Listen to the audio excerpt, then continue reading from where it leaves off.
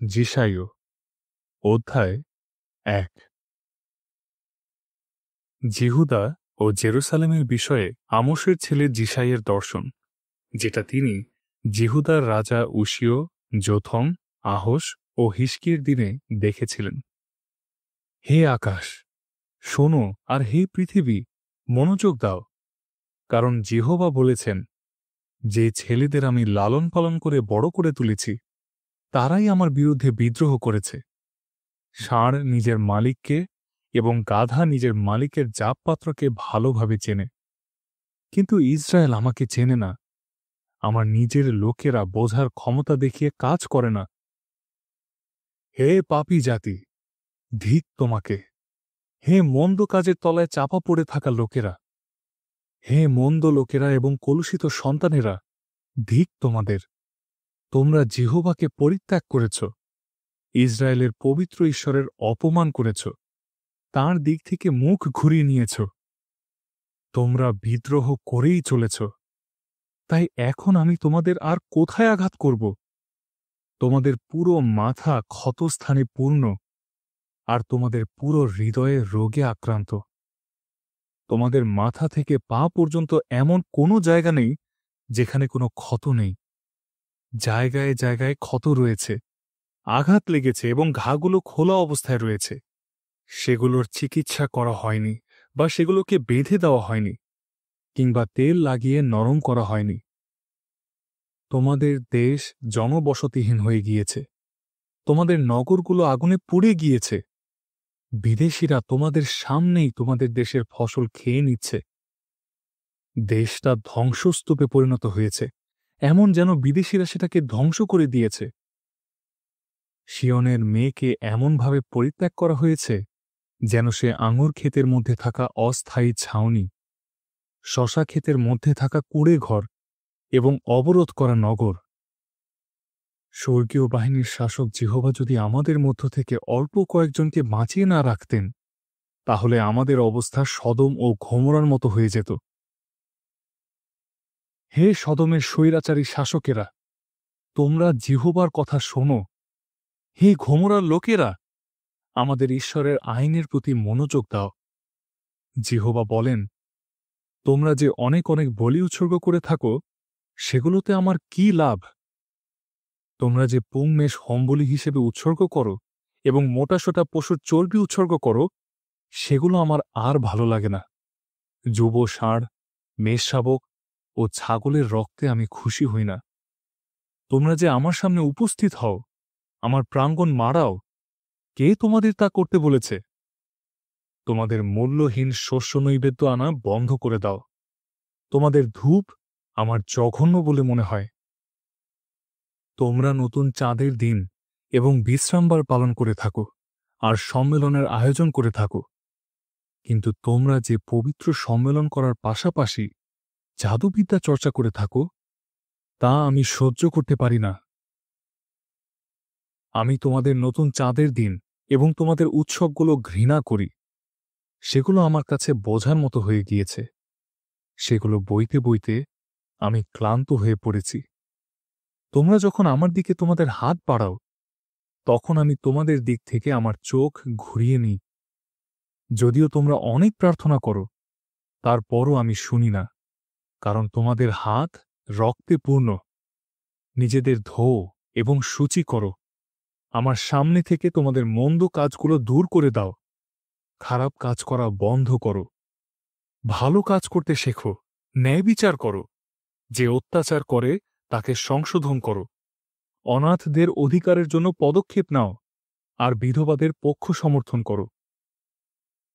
Jehovah বলেন, এখন এসো, আমরা নিজেদের মধ্যে মীমাংসা করি। যদিও তোমাদের পাপ গাঢ় লাল রঙের, তারপরও সেগুলোকে তুষারের মতো সাদা করা হবে। যদিও সেগুলো টকটকে লাল রঙের, তারপরও সেগুলো মেষলোমের মতো সাদা হয়ে যাবে।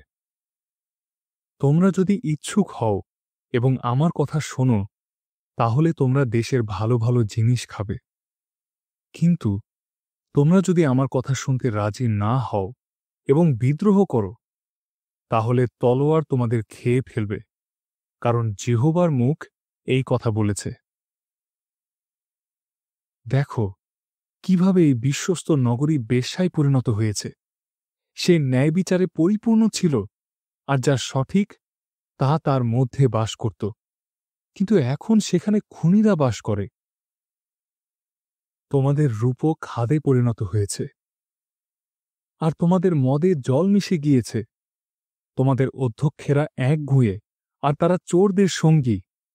তারা প্রত্যেকে ঘুষ নিতে ভালোবাসে এবং উপহারের পিছনে দৌড়য়। তারা অনাথদের প্রতি ন্যায়বিচার করে না, আর বিধবাদের মামলা কখনো তাদের কাছে এসে পৌঁছয় না। এই জন্য সত্য প্রভু, স্বর্গীয় বাহিনীর শাসক জিহোবা, ইসরায়েলের শক্তিশালী ঈশ্বর এই ঘোষণা করেন, আমি আমার বিরোধীদের দূর করে দেব, আর আমি আমার শত্রুদের বিরুদ্ধে প্রতিশোধ নেব।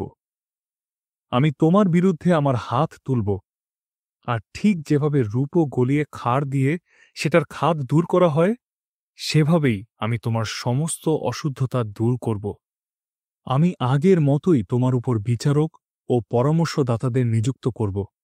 তারপর তোমাকে ন্যায়বিচারের নগরী এবং বিশ্বস্ত নগরী বলা হবে। ন্যায়বিচারের দ্বারা সিয়নকে মুক্ত করা হবে, আর যা কিছু সঠিক সেগুলোর দ্বারা তার ফিরে আসা লোকদের মুক্ত করা হবে।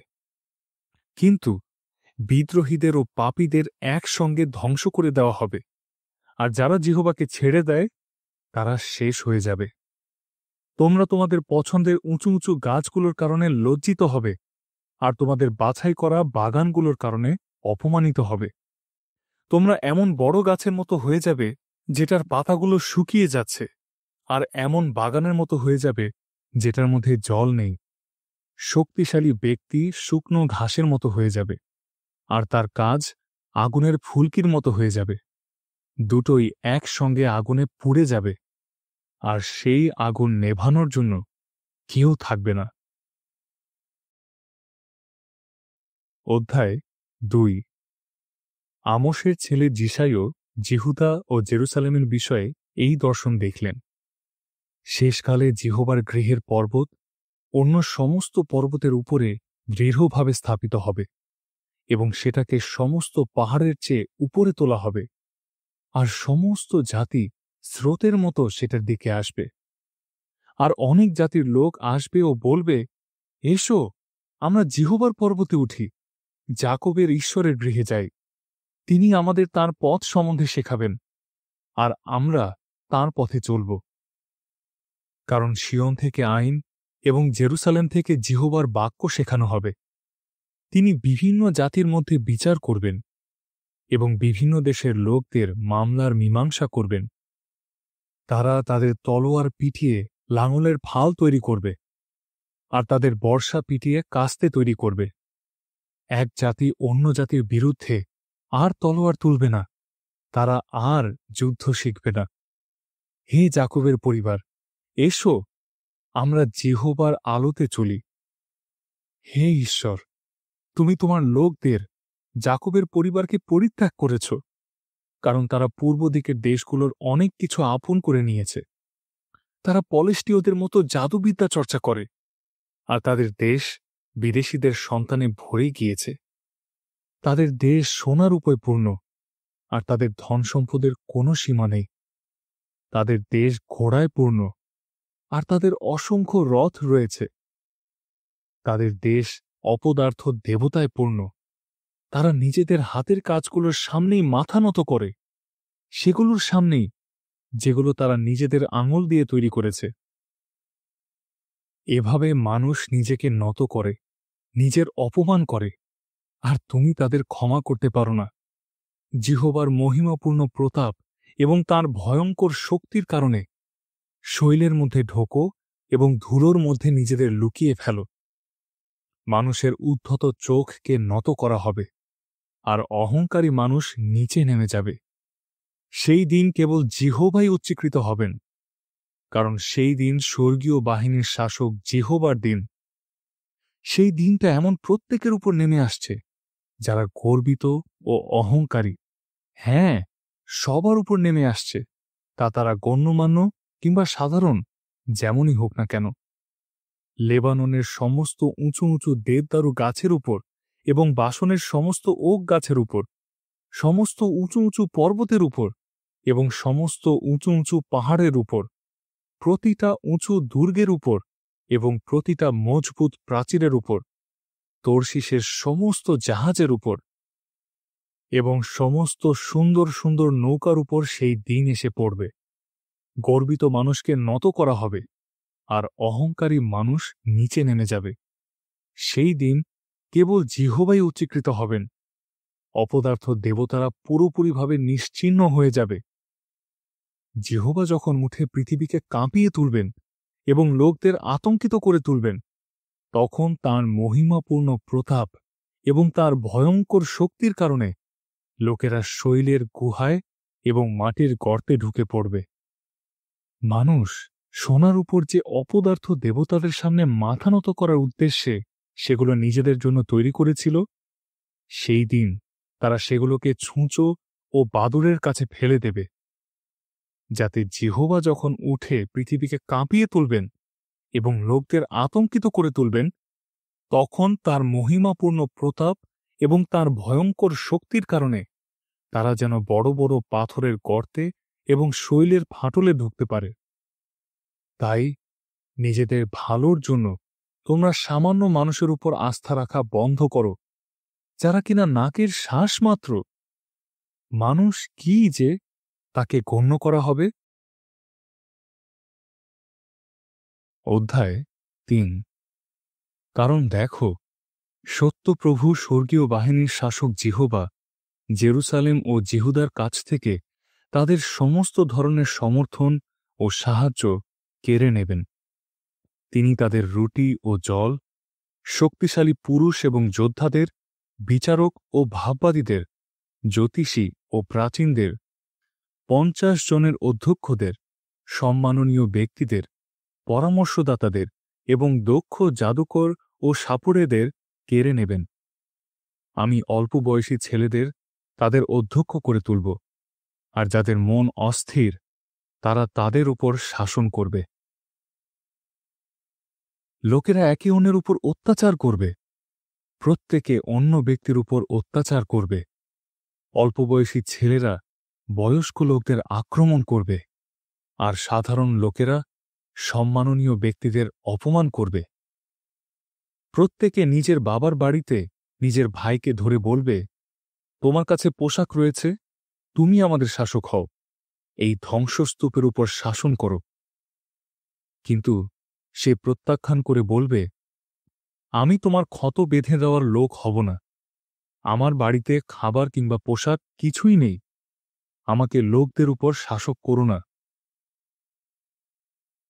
জেরুসালেম হোঁচট খেয়েছে, আর জিহুদা পড়ে গিয়েছে, কারণ তারা নিজেদের কথা ও কাজের দ্বারা জিহোবার বিরুদ্ধে গিয়েছে। তারা মহিমাময় ঈশ্বরের সামনে বিদ্রোহ করেছে। তাদের চেহারাই তাদের বিরুদ্ধে সাক্ষ্য দেয়। তারা সদমের লোকদের মতো নিজেদের পাপ প্রকাশ করে বেড়ায়। তারা সেগুলো লুকোনোর চেষ্টা করে না। ধিক তাদের, কারণ তারা নিজেদের উপরেই বিপর্যয় নিয়ে আসছে।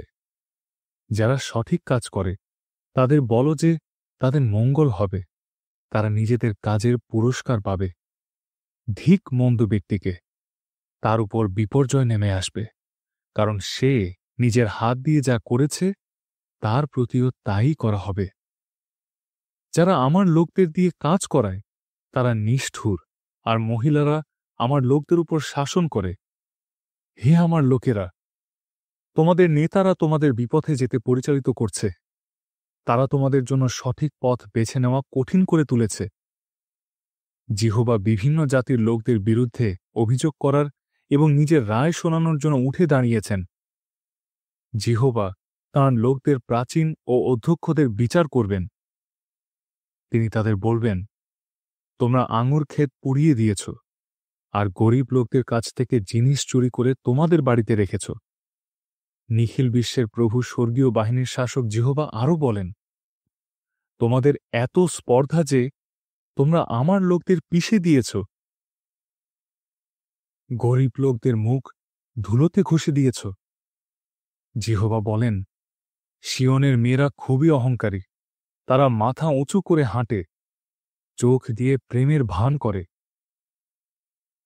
কোমর দুলিয়ে হাঁটার সময় পায়ের নুপুর দিয়ে শব্দ করে।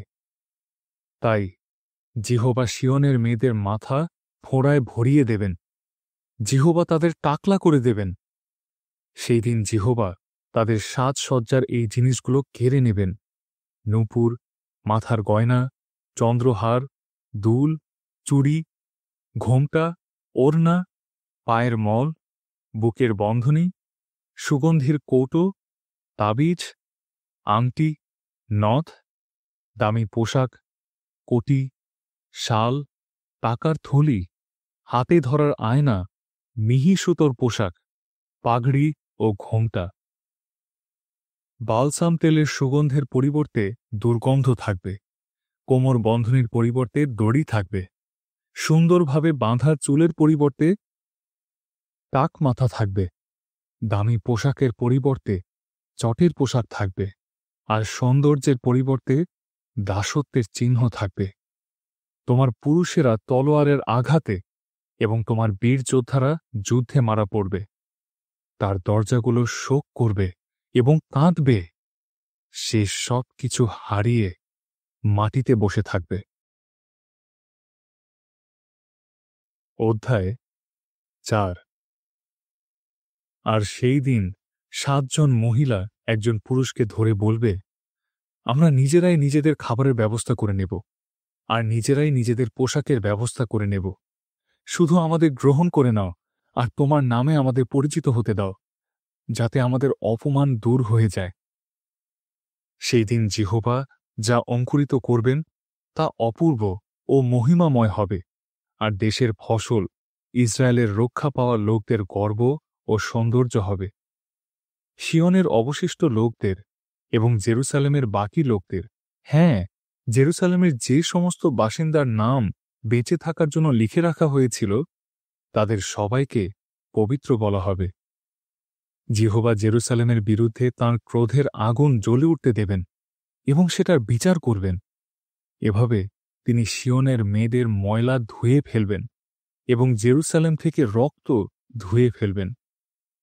এছাড়া জিহোবা পুরো সিয়ন পর্বত এবং সেটার সম্মেলনের জায়গার উপর দিনের বেলায় মেঘ ও ধোঁয়া এবং রাতের বেলায় উজ্জ্বল ও জ্বলন্ত আগুন সৃষ্টি করবেন, কারণ সেই সম্পূর্ণ মহিমাময় দেশের উপর সুরক্ষার চাদর থাকবে, আর সেখানে একটা ছাউনি থাকবে, যাতে দিনের বেলায় রোদ থেকে ছায়া পাওয়া যায় এবং ঝড় বৃষ্টির সময় আশ্রয় ও সুরক্ষা পাওয়া যায়।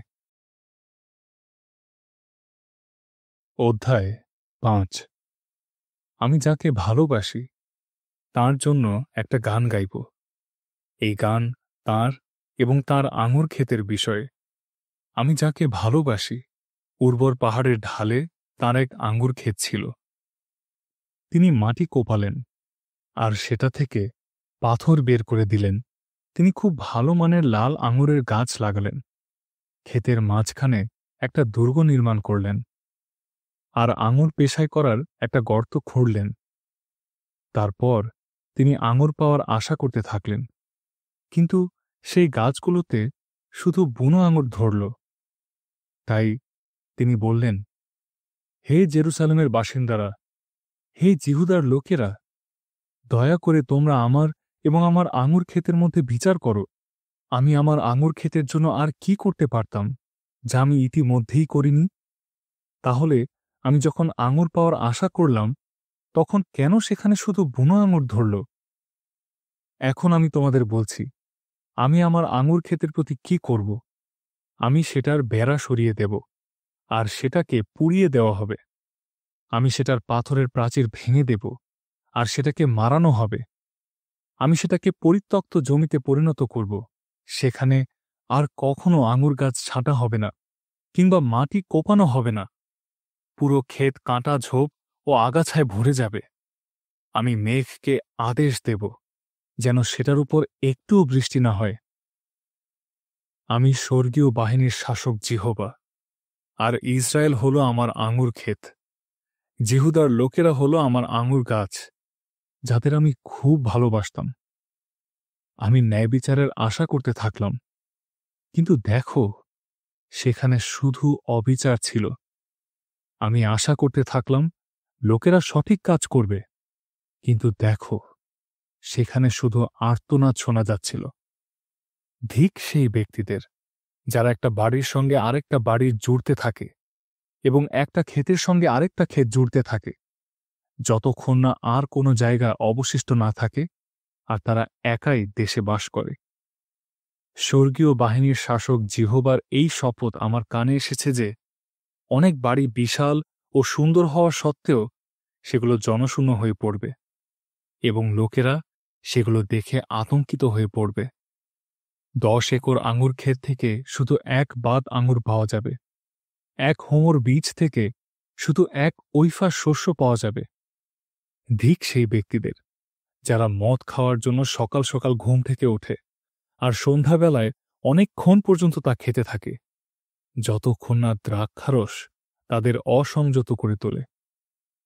তাদের ভোজে বীণা, তারওয়ালা বাদ্যযন্ত্র, খঞ্জনি ও বাঁশি বাজানো হয় এবং দ্রাক্ষারস পান করা হয়, কিন্তু তারা জিহোবার কাজের প্রতি মনোযোগ দেয় না, তারা তাঁর হাতের কাজ দেখে না। তাই আমার লোকদের জ্ঞানের অভাবের কারণে তাদের বন্দি করে নিয়ে যাওয়া হবে। তাদের গণ্যমান্য লোকেরা খিদে এবং তাদের সমস্ত লোক পিপাসায় কষ্ট পাবে। তাই কবর নিজেকে বড় করেছে আর খুব বড় করে হাঁ করেছে। তার মহিমা, তার হৈহুল্লোড়কারী জনতা এবং আনন্দ ফুর্তি করে এমন লোকেরা নিশ্চিতভাবেই সেখানে নেমে যাবে। তখন মানুষ নত হবে, মানুষকে নিচে নামানো হবে আর উদ্ধত ব্যক্তিদের চোখকে নত করা হবে। স্বর্গীয় বাহিনীর শাসক জিহোবার শাস্তি দেওয়ার মাধ্যমে নিজেকে উচ্চীকৃত করবেন। সত্য ও পবিত্র ঈশ্বর নিজের ন্যায়বিচারের মাধ্যমে নিজেকে পবিত্রকৃত করবেন। আর মেষ শাবকেরা এমনভাবে চলে বেড়াবে যেন তারা নিজেদের চারণভূমিতে রয়েছে। বিদেশিরা সেই জনশূন্য এলাকাগুলোতে খাবে যেখানে আগে মোটাসোটা পশুরা খেত। ধিক সেই ব্যক্তিদের যারা নিজেদের অপরাধ বোধকে প্রতারণার দড়ি দিয়ে এবং নিজেদের পাপকে গরুর গাড়ির দড়ি দিয়ে টানতে থাকে, আর যারা বলে ঈশ্বর যেন আরও তাড়াতাড়ি নিজের কাজ করেন, তিনি যেন দ্রুত নিজের কাজ করেন যাতে আমরা তা দেখতে পাই। ইসরায়েলের পবিত্র ঈশ্বর যেন নিজের উদ্দেশ্য পূর্ণ করেন যাতে আমরা সেই বিষয়ে জানতে পারি।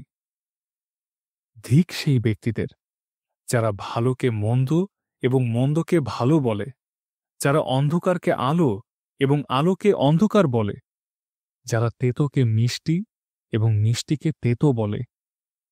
ধিক সেই ব্যক্তিদের যারা নিজেদের চোখে বিজ্ঞ এবং যারা নিজেদের বিচক্ষণ বলে মনে করে। ধিক সেই ব্যক্তিদের যারা দ্রাক্ষারস খাওয়ার ব্যাপারে ওস্তাদ এবং যারা মেশানো মদ তৈরি করার ক্ষেত্রে খুব পাকা, যারা ঘুষ নিয়ে মন্দ ব্যক্তিদের ছেড়ে দেয় এবং যারা এমন ব্যক্তিদের প্রতি ন্যায়বিচার করে না যারা সঠিক কাজ করে। তাই যেভাবে আগুন খড়কুটোকে খেয়ে ফেলে এবং আগুনের শিখা শুকনো ঘাসকে পুড়িয়ে দেয়, সেভাবেই তাদের শিকড় পচে যাবে আর তাদের ফুলগুলো ধুলোর মতো উড়ে যাবে, কারণ তারা স্বর্গীয় বাহিনীর শাসক জিহোবার আইন প্রত্যাখ্যান করেছে এবং ইসরায়েলের পবিত্র ঈশ্বরের বাক্যের প্রতি অসম্মান দেখিয়েছে। এই কারণেই নিজের লোকদের বিরুদ্ধে জিহোবার ক্রোধের আগুন জ্বলে উঠেছে, আর তিনি তাদের বিরুদ্ধে নিজের হাত বাড়িয়ে তাদের আঘাত করবেন। পর্বতগুলো কেঁপে উঠবে আর তাদের মৃতদেহ আবর্জনার মতো রাস্তায় পড়ে থাকবে। এই সমস্ত কিছুর কারণে তাঁর রাগ ঠান্ডা হয়নি, আর তিনি আঘাত করার জন্য এখনও তার হাত বাড়িয়ে রেখেছেন। তিনি দূরের এক জাতির জন্য পতাকা তুলেছেন, তিনি শীষ দিয়ে পৃথিবীর প্রান্ত থেকে তাদের ডেকেছেন। আর দেখো, তারা খুব তাড়াতাড়ি আসছে। তাদের মধ্যে কেউই ক্লান্ত নয়, কেউই হোঁচট খায় না, কেউই ঢুলে পড়ে না কিংবা ঘুমোয় না। কারোরই কোমর বন্ধনী ঢিলে নয়, কারোরই জুতোর ফিতে ছেঁড়া নয়। তাদের সমস্ত তীর সূচালো, তাদের সমস্ত ধনুক তাক করে রাখা হয়েছে। তাদের ঘোড়ার খুরগুলো শক্ত পাথরের মতো, তাদের রথের চাকাগুলো ঝড়ো বাতাসের মতো, তাদের গর্জন সিংহের মতো। তারা যুব সিংহদের মতো গর্জন করে। তারা গর্জন করে শিকার ধরবে। তারা সেটাকে নিয়ে যাবে, আর সেটাকে উদ্ধার করার মতো কেউ থাকবে না। সেই দিন তারা তাদের শিকারের উপর সমুদ্রের গর্জনের মতো গর্জন করবে। যারা সেই দেশকে দেখবে তারা কেবল অন্ধকার ও বিপর্যয় দেখতে পাবে। মেঘের কারণে এমনকি আলো অন্ধকার হয়ে যাবে। অধ্যায় 6। যে বছর রাজা উশিয় মারা গেলেন, সেই বছর আমি জিহোবাকে খুবই উঁচু একটা সিংহাসনে বসে থাকতে দেখলাম। তাঁর পোশাকের নিচের অংশের দ্বারা পুরো মন্দির পরিপূর্ণ ছিল।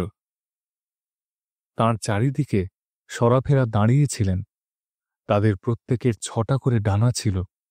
তারা প্রত্যেকে 2টো ডানা দিয়ে নিজের মুখ ঢেকে রেখেছিলেন, 2টো ডানা দিয়ে নিজের পা ঢেকে রেখেছিলেন এবং 2টো ডানা দিয়ে উড়ছিলেন। সরাফেরা একে অন্যকে ডেকে বললেন, পবিত্র, পবিত্র, পবিত্র স্বর্গীয় বাহিনীর শাসক জিহোবা! পুরো পৃথিবী তাঁর মহিমায় পরিপূর্ণ। তাদের চিৎকারের আওয়াজে দরজার কবজাগুলো কেঁপে উঠল, আর পুরো গৃহ ধোঁয়ায় ভরে গেল। তখন আমি বললাম, হায়, এবার আমি মারা যাব, কারণ আমার ঠোঁট অশুচি, এবং আমি অশুচি ঠোঁটের লোকদের মাঝে বাস করি, আর আমার চোখ স্বয়ং রাজাকে, স্বর্গীয় বাহিনীর শাসক জিহোবাকে দেখেছে। এতে একজন সরফ আমার কাছে উড়ে এলেন, আর তার হাতে একটা জ্বলন্ত কয়লা ছিল, যেটা তিনি বেদি থেকে চিমটে দিয়ে তুলেছিলেন। তিনি সেই জ্বলন্ত কয়লা আমার মুখে ছুঁয়ে বললেন, দেখো, এটা তোমার ঠোঁট ছুঁয়েছে। তোমার অপরাধ দূর হল, আর তোমার পাপের প্রায়শ্চিত্ত হল। তারপর আমি জিহোবাকে এই কথা বলতে শুনলাম, আমি কাকে পাঠাব? কে আমাদের হয়ে যাবে? আমি বললাম, এই আমি, আমাকে পাঠাও। তখন ঈশ্বর বললেন, যাও, আর এই লোকদের বলো, তোমরা বারবার শুনবে, কিন্তু বুঝবে না। তোমরা বারবার দেখবে, কিন্তু কোনো জ্ঞান লাভ করবে না।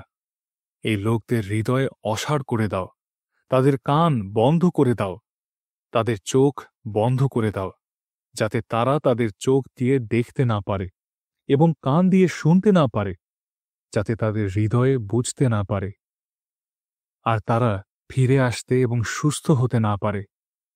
এতে আমি বললাম, হে জিহোবা, এভাবে কতদিন চলবে? তিনি বললেন, যতক্ষণ না নগরগুলো ধ্বংস হয়ে জনশূন্য হয়ে পড়ে, বাড়িগুলো পরিত্যক্ত হয়ে পড়ে এবং পুরো দেশ ধ্বংস হয়ে লোক বসতিহীন হয়ে পড়ে, যতক্ষণ না জিহোবা লোকদের অনেক দূরে তাড়িয়ে দেন এবং দেশের বেশিরভাগ জায়গা জনশূন্য হয়ে পড়ে। কিন্তু ইসরায়েলের লোকদের 10 ভাগের 1 ভাগ অবশিষ্ট থাকবে। তাদের আবারও পোড়ানো হবে। ইসরায়েলের লোকেরা একটা বড় গাছের মতো এবং একটা ওক গাছের মতো, যেটাকে কেটে দেওয়ার পর সেটার গুঁড়ি অবশিষ্ট থাকে। সেই গুঁড়ি থেকে পবিত্র চারা গাছ বের হবে। অধ্যায় 7।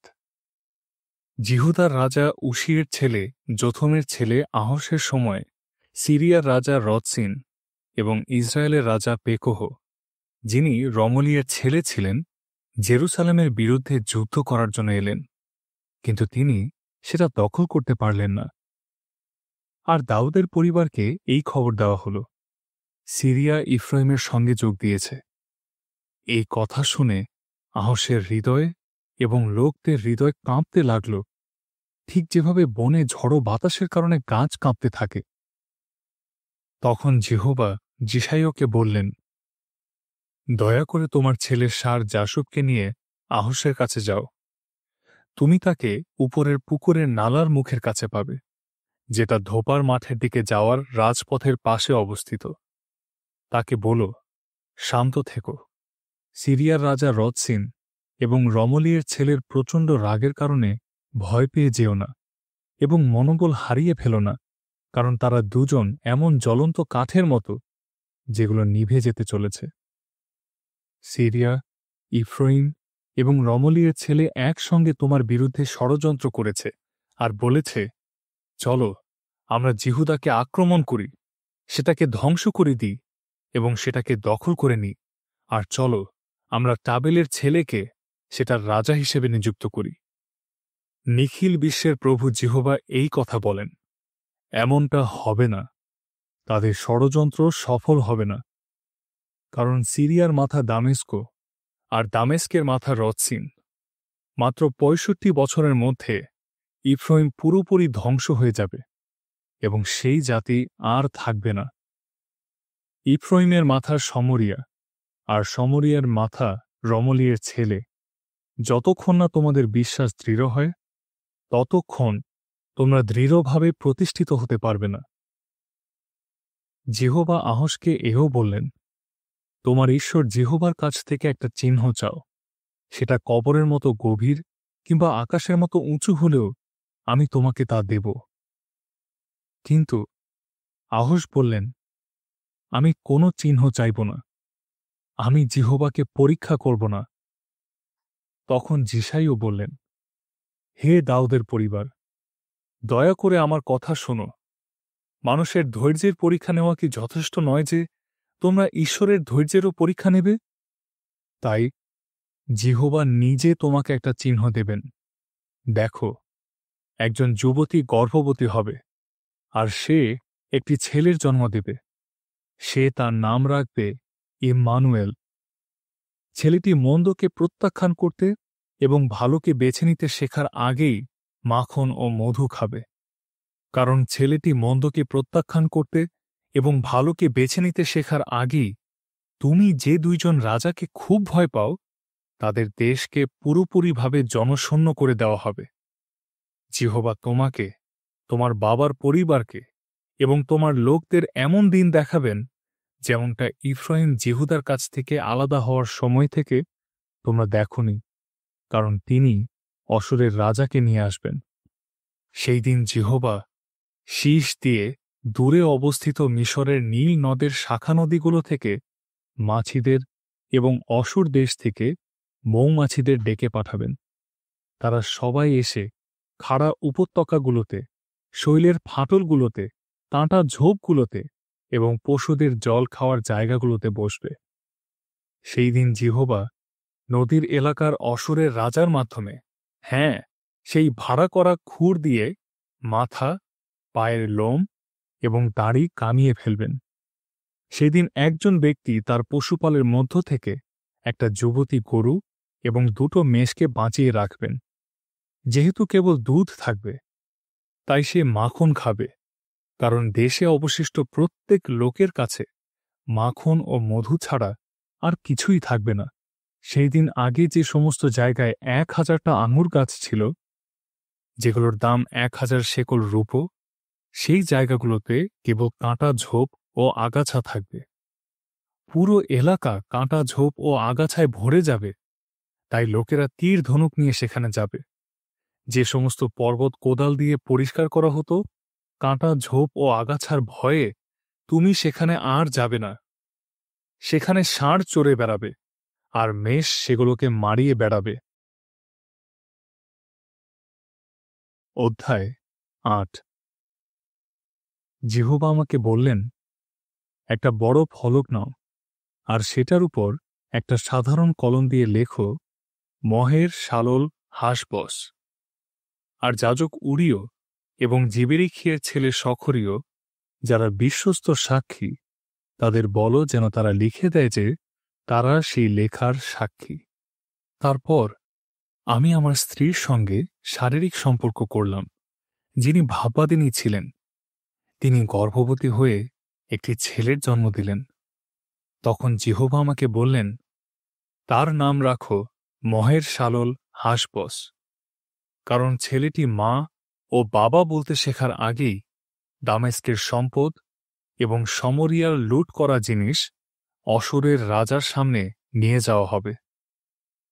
জিহোবা আমাকে আরও বললেন, যেহেতু এই লোকেরা শিলোহের ধীরে ধীরে বইতে থাকা জলকে প্রত্যাখ্যান করেছে আর রৎসিন এবং রমলিয়ের ছেলের কারণে আনন্দ করেছে, তাই দেখো, জিহোবা তাদের বিরুদ্ধে নদীর প্রবল ও প্রচুর জল নিয়ে আসবেন। হ্যাঁ, অসুরের রাজা এবং তার সমস্ত শক্তিকে নিয়ে আসবেন। সে নিজের সমস্ত নদীগর্ভ ভরিয়ে দেবে এবং নিজের সমস্ত তীরে উপচে পড়বে। সে জিহুদার মধ্য দিয়ে দ্রুত বয়ে যাবে। সে ভাসিয়ে নিয়ে যাবে, গলা পর্যন্ত উঠে যাবে। হে ইম্মানুয়েল, সে ডানা মেলে তোমার পুরো দেশকে ঢেকে দেবে। হে লোকেরা, তোমরা ক্ষতি করার চেষ্টা করে দেখো, তোমাদের চূর্ণ বিচূর্ণ করে দেওয়া হবে। হে পৃথিবীর দূর দূরান্তে থাকা লোকেরা, শোনো, যুদ্ধের জন্য প্রস্তুত হও, কিন্তু তোমাদের চূর্ণ বিচূর্ণ করে দেওয়া হবে। যুদ্ধের জন্য প্রস্তুত হও, কিন্তু তোমাদের চূর্ণ বিচূর্ণ করে দেওয়া হবে। পরিকল্পনা করো, কিন্তু সেটাকে নষ্ট করে দেওয়া হবে। যা ইচ্ছা তা বলো, কিন্তু তা সফল হবে না, কারণ ঈশ্বর আমাদের সঙ্গে রয়েছেন। জিহোবার শক্তিশালী হাত আমার উপরে ছিল, আর তিনি আমাকে সতর্ক করলেন যেন আমি সেই লোকদের পথে না চলি। তিনি বললেন, এই লোকেরা যেটাকে ষড়যন্ত্র বলে উল্লেখ করে, তোমরা সেটাকে ষড়যন্ত্র বলো না। তারা যেটাকে ভয় পায়, তোমরা সেটাকে ভয় পেও না। সেটার কারণে ভয়ে থরথর করে কেঁপো না। স্বর্গীয় বাহিনীর শাসক জিহোবাকেই তোমাদের পবিত্র বলে মানা উচিত। তাঁকেই তোমাদের ভয় করা উচিত, আর তাঁর কারণেই তোমাদের ভয়ে থরথর করে কাঁপা উচিত। তিনি পবিত্র স্থান হবেন, কিন্তু ইসরায়েলের উভয় পরিবারের জন্য ধাক্কা লাগার পাথর এবং হোঁচট খাওয়ার শিলা হবেন। তিনি জেরুসালেমের বাসিন্দাদের জন্য জাল ও ফাঁদ হবেন। তাদের মধ্যে অনেকে হোঁচট খাবে, পড়ে যাবে, আহত হবে, তারা ফেঁসে যাবে এবং ধরা পড়বে। লিখিত সাক্ষ্যকে মোড়ে রাখো। আমার শিষ্যদের মাঝে আইনকে সিলমোহর দিয়ে বন্ধ করে রাখো। আমি জিহোবার জন্য অপেক্ষা করতে থাকব, যিনি যাকবের পরিবারের দিক থেকে নিজের মুখ ঘুরিয়ে রেখেছেন, আর আমি তাঁর উপর আশা রাখব। দেখো, আমি এবং আমার সেই সন্তানেরা, যাদের জিহোবা আমাকে দিয়েছেন, আমরা ইসরায়েলের চিহ্ন এবং অলৌকিক কাজের মতো। এই চিহ্ন ও অলৌকিক কাজগুলো স্বর্গীয় বাহিনীর শাসক জিহোবার কাছ থেকে এসেছে, যিনি সিয়ন পর্বতে থাকবেন। তারা যদি তোমাদের বলে, সেই ব্যক্তিদের কাছে পরামর্শ চাও যারা মৃত ব্যক্তিদের সঙ্গে যোগাযোগ করার দাবি করে, বা যারা ভবিষ্যৎ বলে দিতে পারে, যারা ফিসফিস করে এবং বিড়বিড় করে, তাহলে তোমাদের কি তা করা উচিত? লোকদের কি তাদের নিজেদের ঈশ্বরের কাছে পরামর্শ চাওয়া উচিত নয়? তাদের কি জীবিত ব্যক্তিদের হয়ে মৃত ব্যক্তিদের কাছে পরামর্শ চাওয়া উচিত? এর পরিবর্তে আইন এবং লিখিত সাক্ষ্য থেকে তাদের পরামর্শ পাওয়ার চেষ্টা করা উচিত। তারা যদি এই বাক্য অনুযায়ী কথা না বলে, তাহলে তাদের কাছে কোনো আলো নেই। প্রত্যেকে দুঃখ ও খিদে নিয়ে দেশের মধ্যে ঘুরে বেড়াবে, আর সেই খিদে ও রাগের কারণে নিজের রাজাকে এবং উপরের দিকে তাকিয়ে নিজের ঈশ্বরকে অভিশাপ দেবে।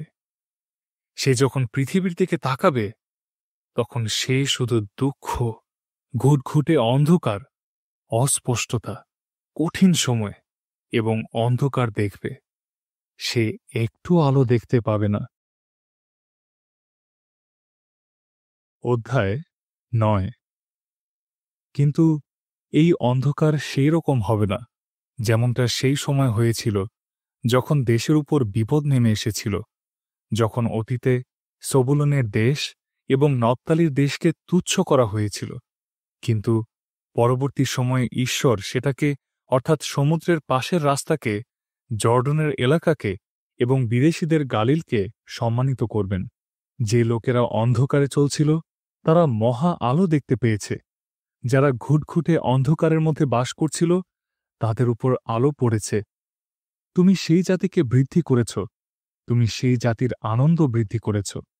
তারা তোমার সামনে আনন্দ করে, ঠিক যেভাবে লোকেরা শস্য কাটার সময় আনন্দ করে, লুট করা জিনিস ভাগ করে নেওয়ার সময় উল্লাস করে, কারণ তুমি তাদের বোঝার জোয়াল, তাদের কাঁধের বাঁক এবং যারা তাদের দিয়ে কাজ করায় তাদের লাঠি ভেঙে টুকরো টুকরো করে দিয়েছ, যেমনটা তুমি মিদিয়নের দিনে করেছিলে। যোদ্ধার প্রতিটা জুতো, যেটা মাটি কাঁপিয়ে চলে, এবং রক্তে ভেজা প্রতিটা পোশাক আগুনের জ্বালানি হয়ে উঠবে, কারণ আমাদের জন্য একটি শিশু জন্মেছেন, একটি পুত্র আমাদের দেওয়া হয়েছে, আর তার কাঁধে শাসন করার অধিকার থাকবে। তাকে বলা হবে অসাধারণ পরামর্শদাতা, শক্তিশালী ঈশ্বর, অনন্তকালীন পিতা এবং শান্তির রাজা।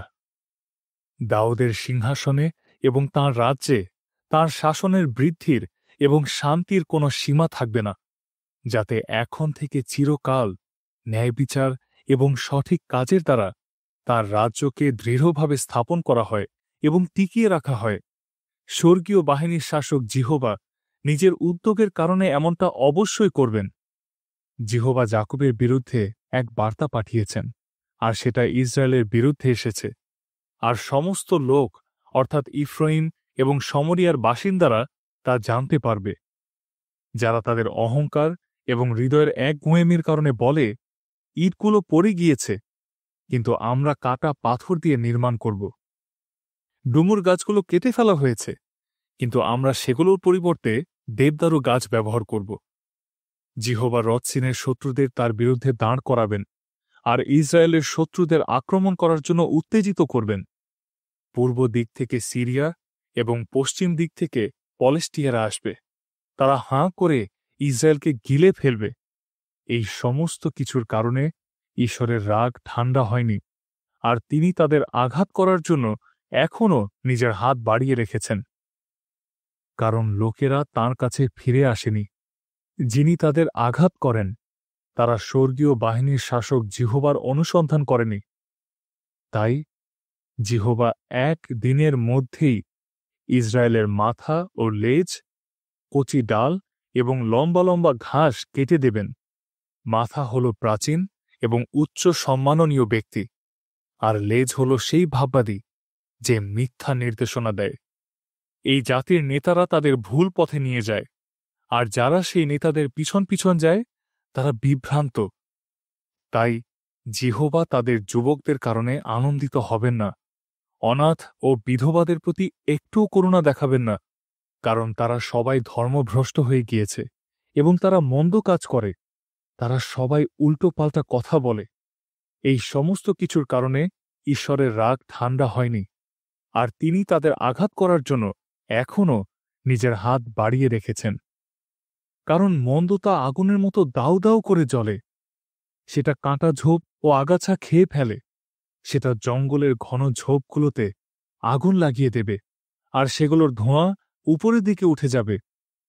স্বর্গীয় বাহিনীর শাসক জিহোবার প্রচণ্ড রাগ পুরো দেশে আগুন লাগিয়ে দিয়েছে।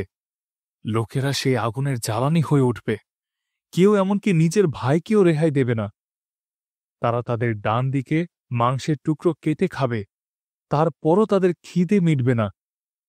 আর তারা তাদের বাঁ দিকে মাংস খাবে, কিন্তু তারপরও তাদের পেট ভরবে না। প্রত্যেকে নিজেরই হাতের মাংস খাবে। মনস্বী ইফ্রাইমকে খেয়ে ফেলবে এবং ইফ্রাইম মনস্বীকে, আর তারা দুজনে মিলে জিহুদাকে আক্রমণ করবে। এই সমস্ত কিছুর কারণে ঈশ্বরের রাগ ঠান্ডা হয়নি, আর তিনি তাদের আঘাত করার জন্য এখনও নিজের হাত বাড়িয়ে রেখেছেন। অধ্যায় 10।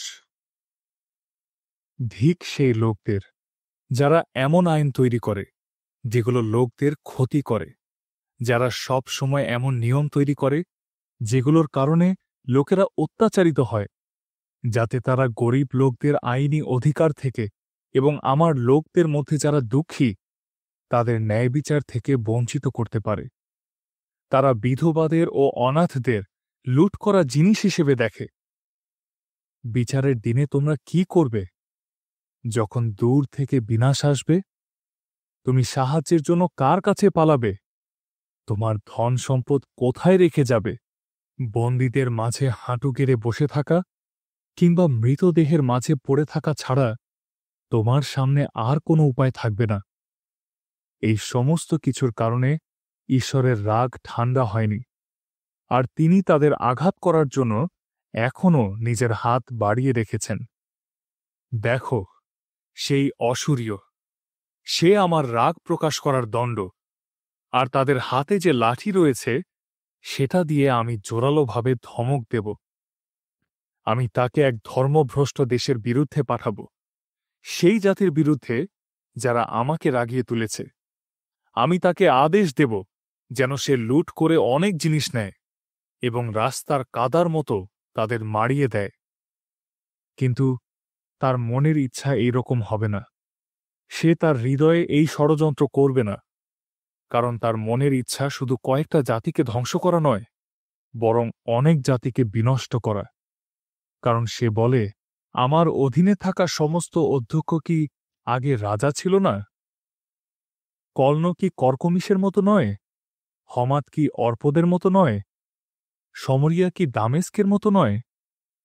আমি নিজের হাতে অপদার্থ মূর্তিগুলোর সেই রাজ্যগুলোকে কেড়ে নিয়েছি, যাদের কাছে জেরুসালেম ও সমরিয়ার চেয়েও বেশি খোদাই করা মূর্তি ছিল।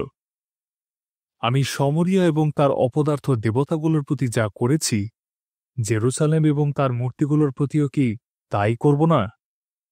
জিহোবা যখন সিয়ন পর্বতে এবং জেরুসালেমের তাঁর সমস্ত কাজ শেষ করে ফেলবেন, তখন তিনি অশূরের রাজাকে তার একগুঁয়ে হৃদয় এবং গর্বিত ও অহংকারী চাহনির জন্য শাস্তি দেবেন। কারণ সে বলে, আমি নিজের হাতের শক্তিতে এবং নিজের প্রজ্ঞায় এটা করব, কারণ আমি বিজ্ঞ। আমি জাতিগুলোর সীমা দূর করে দেব, আমি তাদের ধন সম্পদ লুট করে নেব। একজন বীর যোদ্ধার মতো আমি সেখানকার বাসিন্দাদের পরাজিত করব।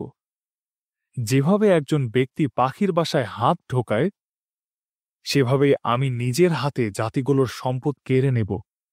আর যেভাবে একজন ব্যক্তি পরিত্যক্ত ডিম সংগ্রহ করে, সেভাবেই আমি পুরো পৃথিবী সংগ্রহ করব। কেউ ডানা ঝাপটাবে না, কিংবা নিজের মুখ খুলবে না, কিংবা কিচিরমিচির করবে না। কুরুল কি নিজেকে সেই ব্যক্তির চেয়ে উচ্চীকৃত করবে যে তাকে ব্যবহার করে? করাত কি নিজেকে সেই ব্যক্তির চেয়ে উচ্চীকৃত করবে যে তাকে ব্যবহার করে? লাঠি কি সেই ব্যক্তিকে চালাতে পারে যে তাকে তোলে? কিংবা দণ্ড কি সেই ব্যক্তিকে তুলতে পারে যে তাকে ধরে রাখে? তাই সত্য প্রভু স্বর্গীয় বাহিনীর শাসক জিহোবা তার মোটাসোটা লোকদের খুবই রোগা করে দেবেন, আর তিনি তার মহিমার নিচে এক বিশাল আগুন ধরিয়ে দেবেন। ইসরায়েলের আলো এক আগুন এবং তার পবিত্র ঈশ্বর আগুনের এক শিখা হয়ে উঠবেন। সেটা দাউ দাউ করে জ্বলে উঠবে এবং একদিনের মধ্যেই তার আগাছা ও কাঁটার ঝোপগুলো পুড়িয়ে ছারখার করে দেবে। তিনি তার বনের এবং ফলের বাগানের গৌরব দূর করে দেবেন। এটা এমন হবে যেন কোনো অসুস্থ ব্যক্তি ক্ষয়ে যাচ্ছে। তার বনে এত কম গাছ পড়ে থাকবে যে ছোট বাচ্চাও সেগুলো গুনতে পারবে। সেই দিন ইসরায়েলের অবশিষ্ট লোকেরা এবং যাকবের পরিবারের রক্ষা পাওয়া লোকেরা সেই ব্যক্তির উপর আর নির্ভর করবে না যে তাদের আঘাত করেছিল। এর পরিবর্তে তারা বিশ্বস্তভাবে ইসরায়েলের পবিত্র ঈশ্বর জিহোবার উপর নির্ভর করবে। কেবল এক অবশিষ্ট অংশ, যাকবের অবশিষ্ট অংশ শক্তিশালী ঈশ্বরের কাছে ফিরে আসবে। হে ইসরায়েল, যদিও তোমার লোকেরা সমুদ্রের বালির কণার মতো অসংখ্য, তবুও তাদের মধ্য থেকে কেবল এক অবশিষ্ট অংশ ফিরে আসবে। একটা ধ্বংস আনার সিদ্ধান্ত নেওয়া হয়েছে, আর ন্যায়বিচার তাদের বন্যার মতো ভাসিয়ে নিয়ে যাবে। হ্যাঁ, নিখিল বিশ্বের প্রভু, স্বর্গীয় বাহিনীর শাসক জিহোবা এই ধ্বংস আনার সিদ্ধান্ত নিয়েছেন, আর এটা পুরো দেশের উপর এসে পড়বে। তাই নিখিল বিশ্বের প্রভু, স্বর্গীয় বাহিনীর শাসক জিহোবা এই কথা বলেন, হে আমার লোকেরা, তোমরা যারা সিয়নে বাস করো, সেই অশরীয়ের কারণে ভয় পেও না, যে মিশরের মতোই তোমাকে দণ্ড দিয়ে আঘাত করত এবং তোমার বিরুদ্ধে তার লাঠি তুলত। কারণ অল্প কিছুক্ষণের মধ্যেই আমি জোরালোভাবে ধমক দেওয়া বন্ধ করে দেব, আর আমার রাগ তাদের ধ্বংসের দিকে পরিচালিত করবে। স্বর্গীয় বাহিনীর শাসক জিহোবা তাকে মারার জন্য চাবুক তুলবেন, ঠিক যেমনটা তিনি ওরেবের শিলার কাছে মিডিয়নকে পরাজিত করার সময় করেছিলেন। আর তিনি সমুদ্রের উপর তাঁর লাঠি তুলবেন, ঠিক যেমনটা তিনি মিশরের ক্ষেত্রে করেছিলেন। সেই দিন তোমার কাঁধ থেকে তার বোঝা এবং তোমার ঘাড় থেকে তার জোয়াল দূর হয়ে যাবে, আর সেই তেলের কারণে জোয়াল ভেঙে ফেলা হবে। সে অয়াতে এসেছে, সে মিগ্রনের মধ্য দিয়ে গিয়েছে। মিকমসে সে নিজের জিনিসপত্র রেখেছে। তারা নদী যে জায়গা দিয়ে হেঁটে পার হওয়া যায় সেটা পার হয়ে গেবায় রাত কাটিয়েছে। রামা থরথর করে কাঁপছে। শৌলের গিবিয়া পালিয়ে গিয়েছে। হে গল্লিমের মেয়ে, চিৎকার করে কাঁদো। হে লইসা, মনোযোগ দাও। বেচারি অনাথত, মদমেনা পালিয়ে গিয়েছে। গেবিমের বাসিন্দারা আশ্রয়ের খোঁজ করেছে। আজই সে নমে থামবে। সে সিয়নের মেয়ের পর্বতের বিরুদ্ধে, জেরুসালেমের পাহাড়ের বিরুদ্ধে নিজের হাত তুলেছে। দেখো, সত্য প্রভু স্বর্গীয় বাহিনীর শাসক জিহোবা ভয়ঙ্কর আওয়াজ করে ডালপালা কেটে দিচ্ছেন। সবচেয়ে লম্বা গাছগুলোকে কেটে দেওয়া হচ্ছে, আর বড় বড় গাছগুলোকে নিচে নামানো হল। তিনি কুড়ুল দিয়ে বনের ঘন ঝোপগুলো কেটে ফেলেন, আর লেবানন এক বীর যোদ্ধার হাতে ধ্বংস হবে। অধ্যায় 11। যিশয়ের গুঁড়ি থেকে একটা ডাল বের হবে, আর তার শিকড় থেকে বের হওয়া একটা চারাগাছে ফল ধরবে, আর তাঁর উপর জিহোবার পবিত্র শক্তি থাকবে। তাই তিনি বিজ্ঞ হবেন এবং তাঁর বোঝার ক্ষমতা থাকবে। তিনি পরামর্শ দেবেন এবং শক্তিশালী হবেন। তিনি জ্ঞানী হবেন এবং জিহোবাকে ভয় করবেন। তিনি জিহোবাকে ভয় করে আনন্দ পাবেন। তিনি নিজের চোখে যা দেখবেন সেই অনুযায়ী বিচার করবেন না, কিংবা নিজের কানে যা শুনবেন শুধু সেই অনুযায়ী ধমক দেবেন না। তিনি ন্যায্যভাবে গরিবদের বিচার করবেন। তিনি সৎভাবে পৃথিবীর মৃদুশীল ব্যক্তিদের হয়ে ধমক দেবেন। তিনি নিজের মুখের দণ্ড দিয়ে পৃথিবীকে আঘাত করবেন, আর নিজের মুখের শ্বাসের দ্বারা মন্দ ব্যক্তিদের মেরে ফেলবেন। তাঁর কোমরে ন্যায় বিচারের কোমর বন্ধনী এবং বিশ্বস্ততার কোমর বন্ধনী থাকবে। নেকড়ে মেষ শাবকের সঙ্গে থাকবে, আর চিতাবাঘ ছাগলছানার সঙ্গে শোবে। বাছুর, সিংহ এবং মোটাসোটা পশু একসঙ্গে থাকবে, আর একটা ছোট ছেলে তাদের চড়াবে। গরু ও ভল্লুকি একসঙ্গে খাবে, আর তাদের বাচ্চারা একসঙ্গে শোবে। সিংহ ষাঁড়ের মতো খড় খাবে। দুধ খায় এমন শিশু বিষধর সাপের গর্তের উপর খেলবে, আর দুধ খাওয়া ছেড়ে দিয়েছে এমন শিশু বিষধর সাপের গর্তের উপর হাত রাখবে। তারা আমার পবিত্র পর্বতের কোনো জায়গায় কোনো ক্ষতি করবে না, কিংবা কোনো কিছু নষ্ট করবে না, কারণ সমুদ্র যেমন জলে পরিপূর্ণ, তেমনি পৃথিবী জিহোবার জ্ঞানে পরিপূর্ণ হবে। সেই দিন যিশয়ের শিকড় জাতিগুলোর উদ্দেশ্যে পতাকার মতো দাঁড়াবে। জাতিগুলোর নির্দেশনার জন্য তাঁর কাছে আসবে, আর তাঁর বিশ্রামের জায়গা মহিমাময় হয়ে উঠবে। সেই দিন জিহোবা আবারও নিজের হাত বাড়াবেন এবং নিজের লোকদের অবশিষ্ট অংশকে অসুর, মিশর, পত্রস, ইথিওপিয়া, এলোম, সিনিয়র, হমাত এবং সমুদ্রের দ্বীপগুলো থেকে ফিরিয়ে আনবেন। তিনি জাতিগুলোর উদ্দেশ্যে একটা পতাকা তুলবেন, আর ইসরায়েলের ছড়িয়ে ছিটিয়ে থাকা লোকদের একত্রিত করবেন। আর পৃথিবীর 4টে কোণা থেকে জিহুদার ছড়িয়ে ছিটিয়ে থাকা লোকদের একত্রিত করবেন। ইফ্রাইমের ঈর্ষা দূর হয়ে যাবে, আর যারা জিহুদার প্রতি শত্রুতাপূর্ণ মনোভাব দেখায় তাদের বিনষ্ট করা হবে। ইফ্রাইম আর জিহুদাকে ঈর্ষা করবে না, এবং জিহুদাও ইফ্রাইমের প্রতি শত্রুতাপূর্ণ মনোভাব দেখাবে না। তারা একসঙ্গে মিলে পশ্চিম দিকে পলেষ্টীয়দের ঢালু জায়গাগুলোতে ছোঁ মারবে এবং পূর্ব দিকের লোকদের লুট করবে। তারা ইদম ও মোয়াবের বিরুদ্ধে নিজেদের হাত বাড়াবে, আর অম্মনীয়দের নিজেদের অধীনে করে নেবে। জিহোবা মিশরীয় সাগরের খাঁড়িকে দুভাগে ভাগ করে দেবেন, আর নদীর উপর নিজের হাত তুলবেন। নিজের গরম শ্বাসের মাধ্যমে তিনি নদীর 7টা স্রোতকে আঘাত করবেন, আর তার কারণে লোকেরা জুতো পরে সেটা পার হবে। ঠিক যেমন মিশর দেশ থেকে বের হয়ে আসার সময় ইসরায়েলের জন্য এক রাজপথ ছিল, তেমনি তাঁর লোকদের অবশিষ্ট অংশের জন্য অসুরের মধ্য থেকে এক রাজপথ বের হয়ে আসবে। অধ্যায় 12। সেই দিন তুমি নিশ্চিতভাবেই বলবে, হে জিহোবা, আমি তোমাকে ধন্যবাদ দিই, কারণ যদিও তুমি আমার উপর রেগেছিলে, তবুও তোমার রাগ ধীরে ধীরে ঠান্ডা হয়েছে, আর তুমি আমাকে সান্ত্বনা দিয়েছ। দেখো, ঈশ্বর আমার পরিত্রাণ, আমি তার উপর আস্থা রাখব, আর আমি একটু আতঙ্কিত হব না, কারণ জিহোবা আমার শক্তি এবং আমার ক্ষমতা, আর তিনি আমার পরিত্রাণ হয়ে উঠেছেন। তোমরা আনন্দের সঙ্গে পরিত্রাণের ঝর্ণাগুলো থেকে জল তুলবে। সেই দিন তোমরা বলবে, জিহোবাকে ধন্যবাদ দাও, তাঁর নামে ডাকো, তাঁর কাজের বিষয়ে বিভিন্ন জাতির লোককে জানাও, ঘোষণা করো তাঁর নাম কত মহান।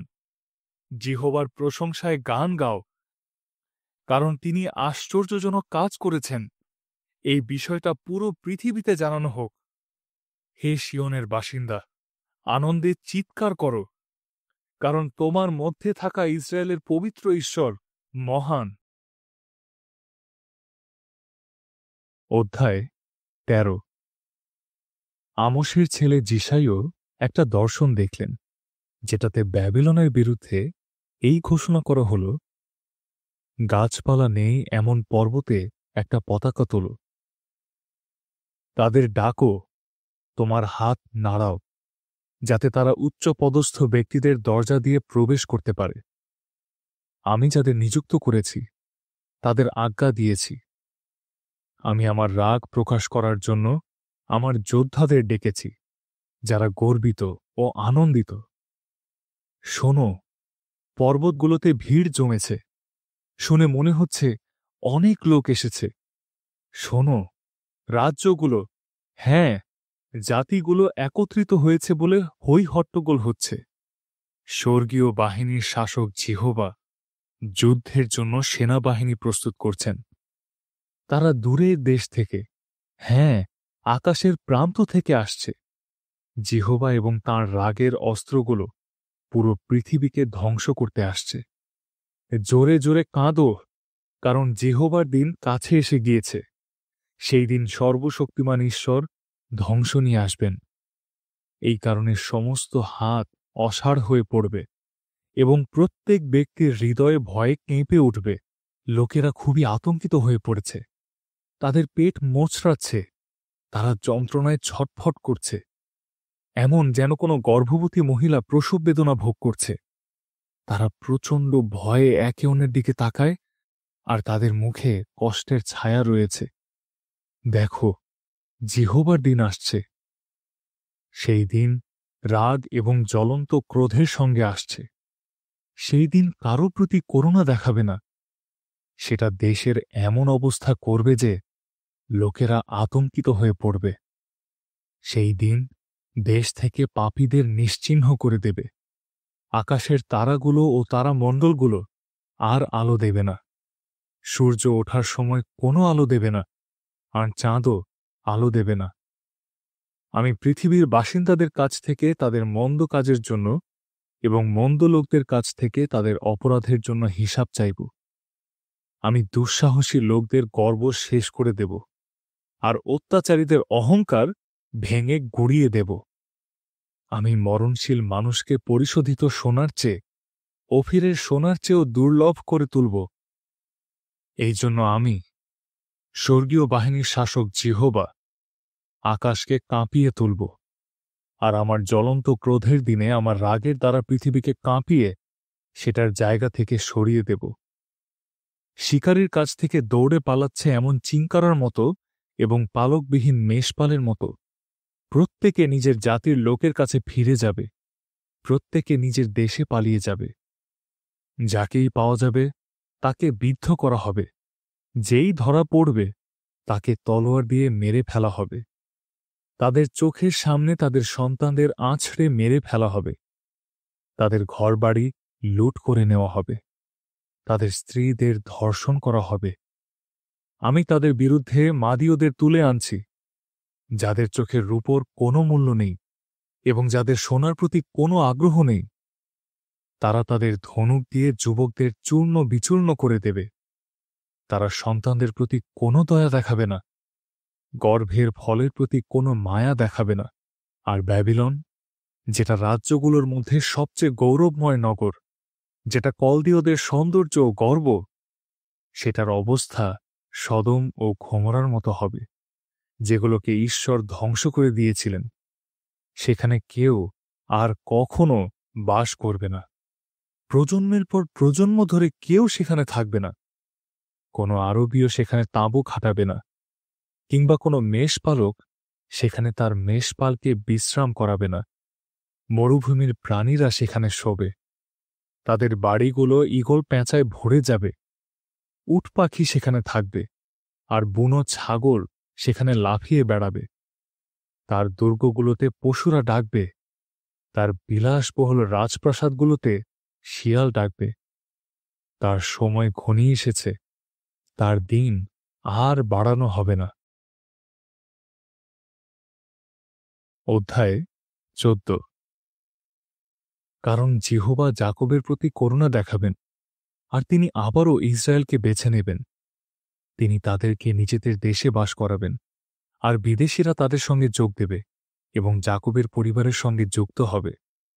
আর জাতিগুলো তাদের নিজেদের জায়গায় তাদের পৌঁছে দেবে, আর ইসরায়েলের পরিবার জিহোবার দেশে সেই লোকদের দাসদাসী করে রাখবে। তারা সেই লোকদের বন্দী করে নেবে যারা তাদের বন্দী করেছিল, আর সেই লোকদের নিজেদের অধীন করে নেবে যারা জোর করে তাদের দিয়ে কাজ করিয়েছিল। যেদিন জিহোবা তোমাকে তোমার যন্ত্রণা, তোমার দুঃখ কষ্ট এবং তোমার উপর চাপানো কঠিন দাসত্ব থেকে তোমাকে বিশ্রাম দেবেন, সেই দিন তুমি ব্যাবিলনের রাজার বিরুদ্ধে এই প্রবাদ বাক্য বলবে, দেখো, যে জোর করে অন্যদের দিয়ে পরিশ্রম করাত, সে নিজেই কিভাবে শেষ হয়ে গিয়েছে, তার অত্যাচার কিভাবে শেষ হয়ে গিয়েছে। জিহোবা সেই মন্দ ব্যক্তিদের দণ্ড এবং সেই শাসকদের লাঠি ভেঙে দিয়েছেন। তিনি সেই ব্যক্তির লাঠি ভেঙে দিয়েছেন যে প্রচণ্ড রেগে গিয়ে জাতিগুলোকে অনবরত আঘাত করছিল, এবং যে রেগে গিয়ে দেশগুলোকে অবিরত তাড়না করে সেগুলোকে দমন করছিল। এখন পুরো পৃথিবী বিশ্রাম নিচ্ছে, কোথাও কোনো অস্থিরতা নেই। লোকেরা আনন্দে চিৎকার করছে। এমনকি জুনিপার গাছগুলো এবং লেবাননের দেবদারু গাছগুলো তোমার কারণে আনন্দ করে। তারা বলে, যখন থেকে তোমার পতন হয়েছে তখন থেকে কোনো কাঠুরে আমাদের কাছে আসে না। এমনকি নিচে কবরও তুমি যখন আসবে তখন তোমার সঙ্গে দেখা করবে বলে অস্থির হয়ে উঠেছে। তোমার কারণে কবর সেই ব্যক্তিদের জাগিয়ে তোলে যারা মৃত্যুতে শক্তিহীন অবস্থায় রয়েছে। সেটা পৃথিবীর সমস্ত অত্যাচারী নেতাকে জাগিয়ে তোলে। সেটা জাতিগুলোর সমস্ত রাজাকে তাদের সিংহাসন থেকে ওঠায়। তারা সবাই তোমাকে বলে, তোমার অবস্থাও কি আমাদের মতো হয়ে গিয়েছে?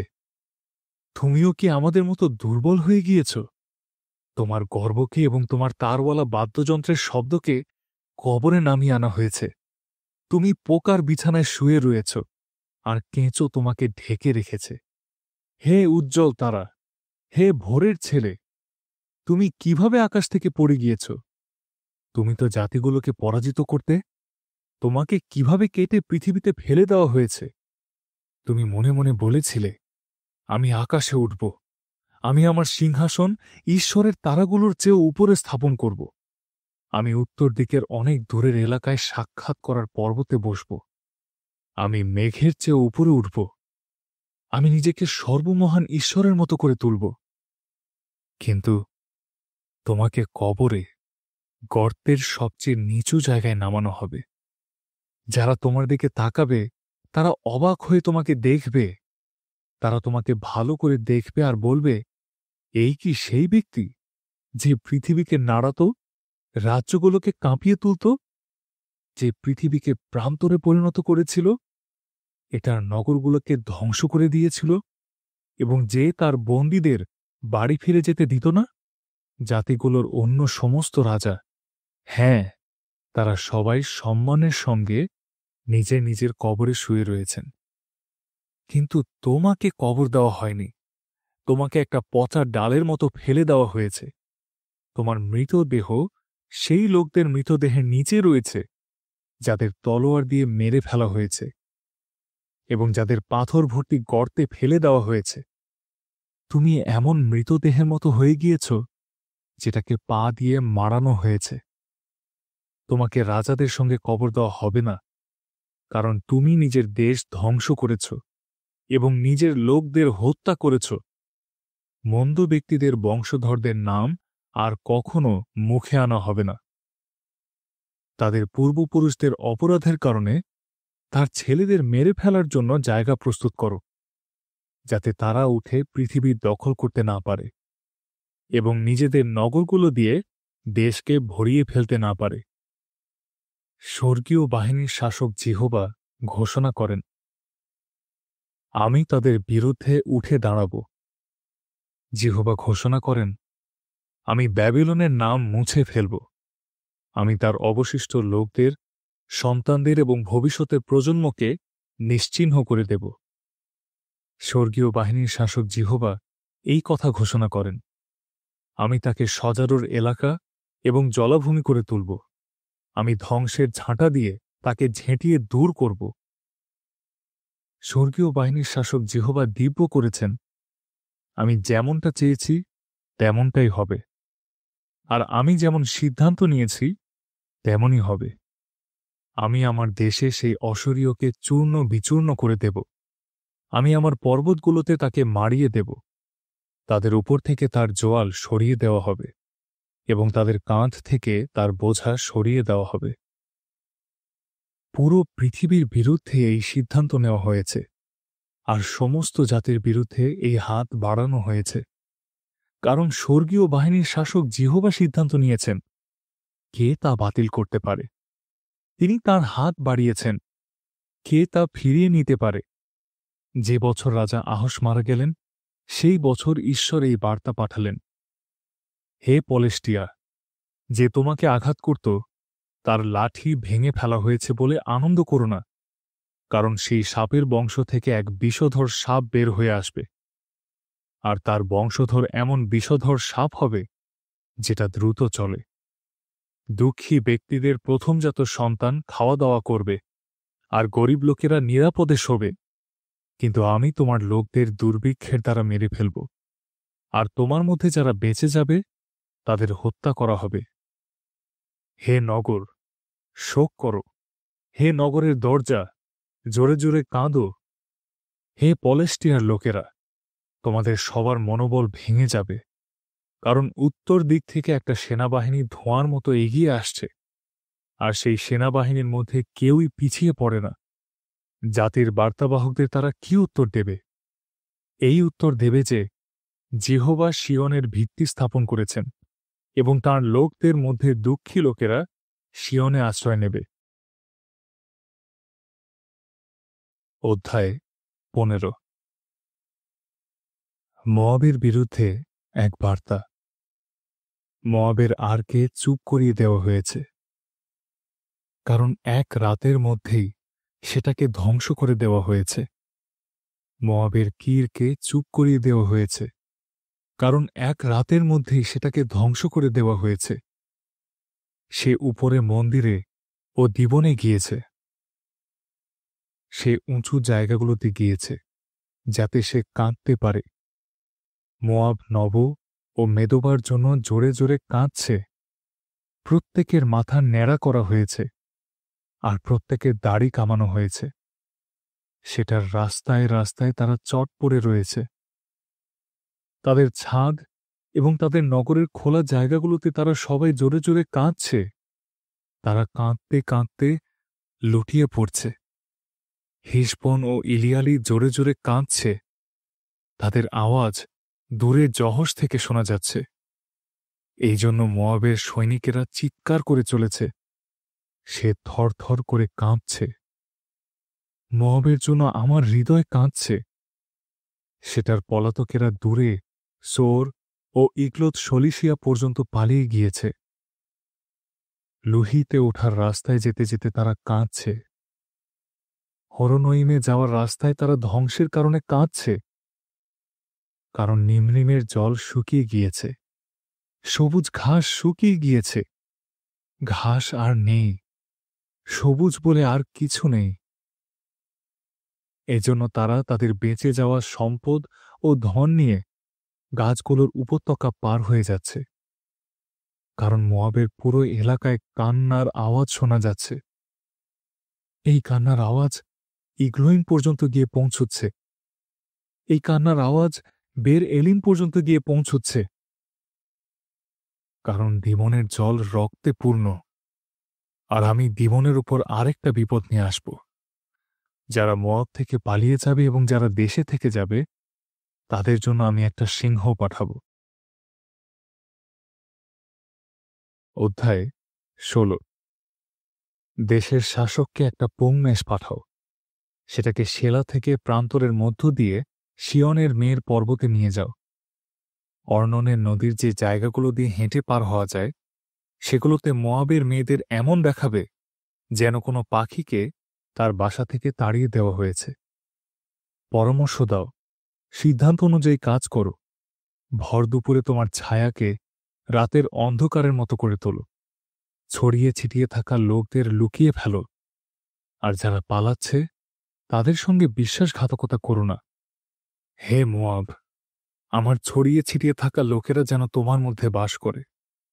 তাদের জন্য লুকোনোর জায়গা হও, যাতে তারা ধ্বংসকারীর কাছ থেকে রক্ষা পেতে পারে। অত্যাচারী ব্যক্তি ধ্বংস হয়ে যাবে, ধ্বংস শেষ হয়ে যাবে, আর যারা অন্যদের মারায় তারা পৃথিবী থেকে নিশ্চিহ্ন হয়ে যাবে। এরপর একটা সিংহাসন দৃঢ়ভাবে স্থাপন করা হবে, যেটার ভিত্তি অটল প্রেম। দাউদের তাঁবুতে যিনি সেটার উপর বসবেন, তিনি বিশ্বস্ত হবেন। তিনি ন্যায্য বিচার করবেন এবং যা সঠিক দ্রুত তা করবেন।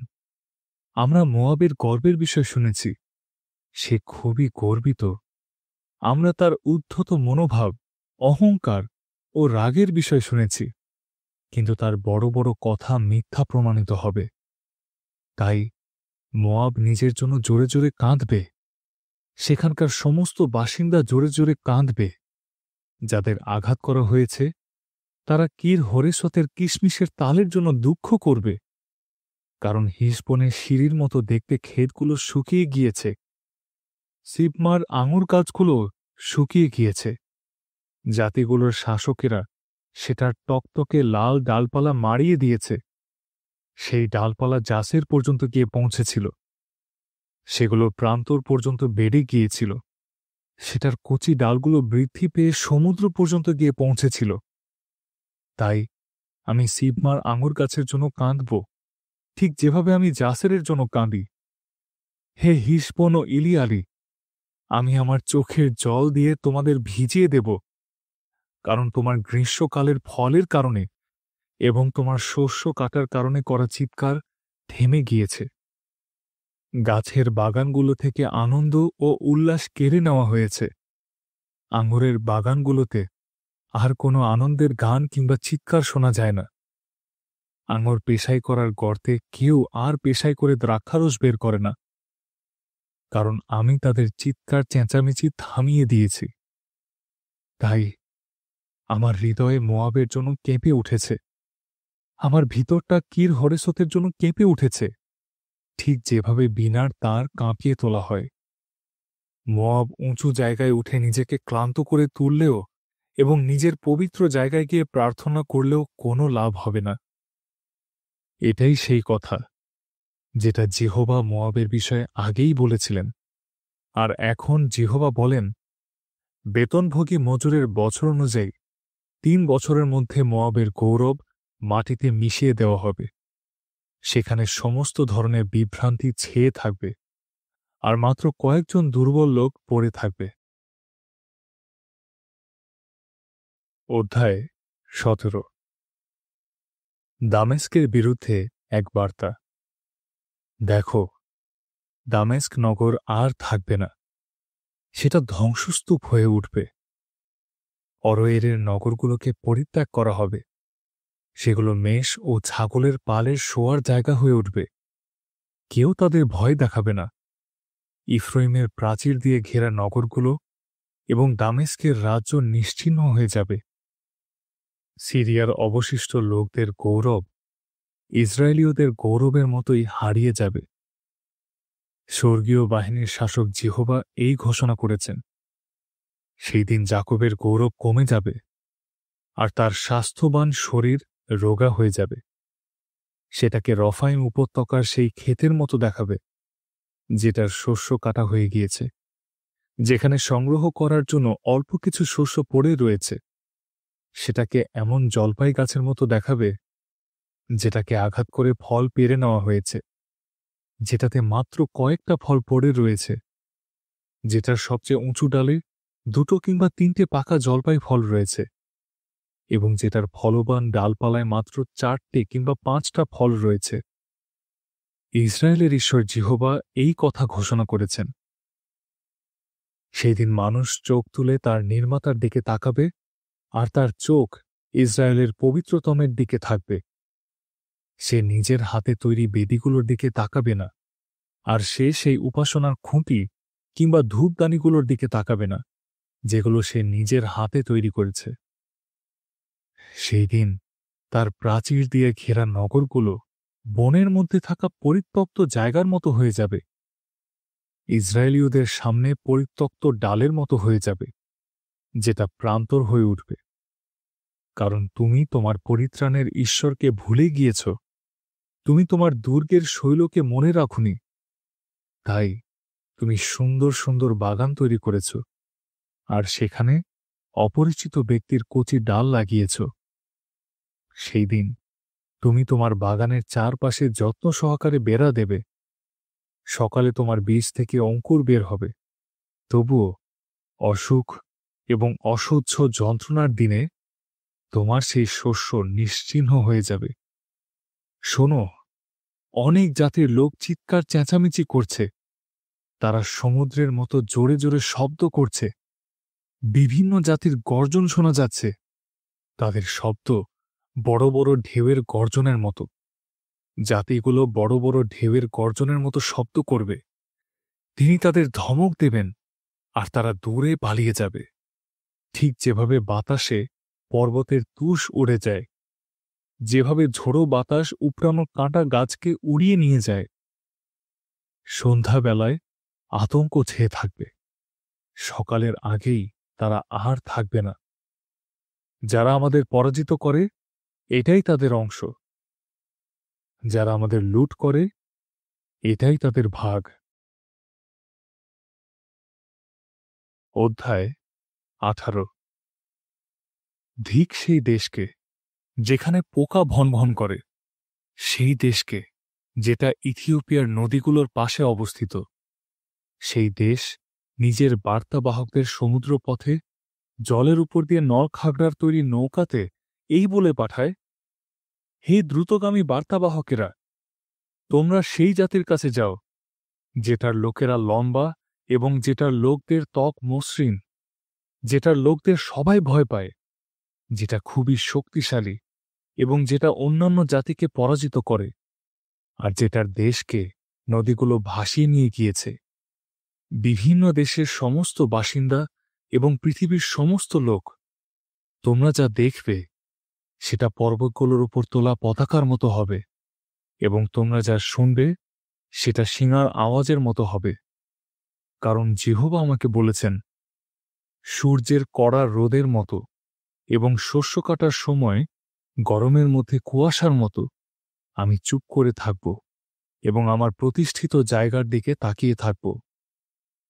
ফুল ফুটবে এবং আঙুর পাকতে শুরু করবে, কিন্তু ফল পড়ার সময় আসার আগেই কচি ডালগুলো কাস্তে দিয়ে কেটে ফেলা হবে এবং আরকসগুলো কেটে ফেলে দেওয়া হবে। পর্বতের শিকারী পাখির জন্য এবং পৃথিবীর বন্য পশুর জন্য তাদের ছেড়ে দেওয়া হবে। গ্রীষ্মকাল জুড়ে শিকারী পাখিরা তাদের খাবে, আর শস্য কাটার সময় জুড়ে সমস্ত বন্য পশু তাদের খাবে। সেই সময় স্বর্গীয় বাহিনীর শাসক জিহোবার জন্য সেই জাতির কাছ থেকে একটা উপহার আনা হবে, যেটার লোকেরা লম্বা এবং যেটার লোকদের ত্বক মসৃণ, যেটার লোকদের সবাই ভয় পায়, যেটা খুবই শক্তিশালী এবং যেটা অন্যান্য জাতিকে পরাজিত করে, আর যেটার দেশকে নদীগুলো ভাসিয়ে নিয়ে গিয়েছে। সেই উপহার স্বর্গীয় বাহিনীর শাসক জিহোবার নাম বহনকারী সিয়ন পর্বতে নিয়ে আসা হবে। অধ্যায় ১৯। মিশরের বিরুদ্ধে এক বার্তা। দেখো, জিহোবা একটা মেঘে চড়ে দ্রুত মিশরে আসছেন।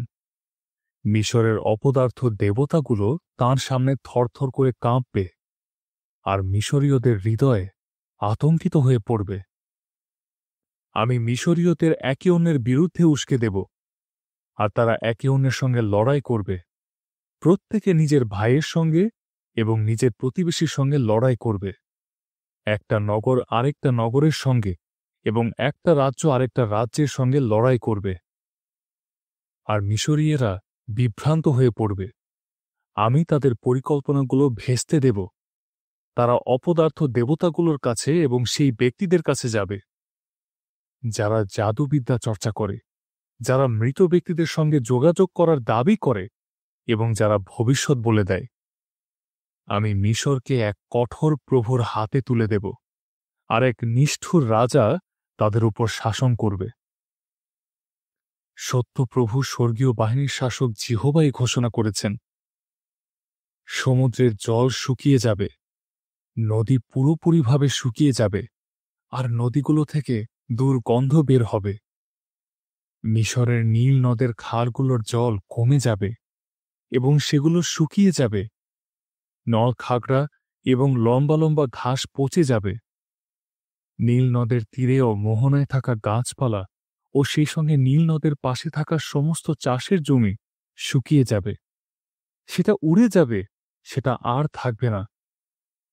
আর জেলেরা জোরে জোরে কাঁদবে। যারা নীল নদে বড়শি ফেলে তারা দুঃখ করবে, আর যারা জলে জাল ফেলে তাদের সংখ্যা কমে যাবে।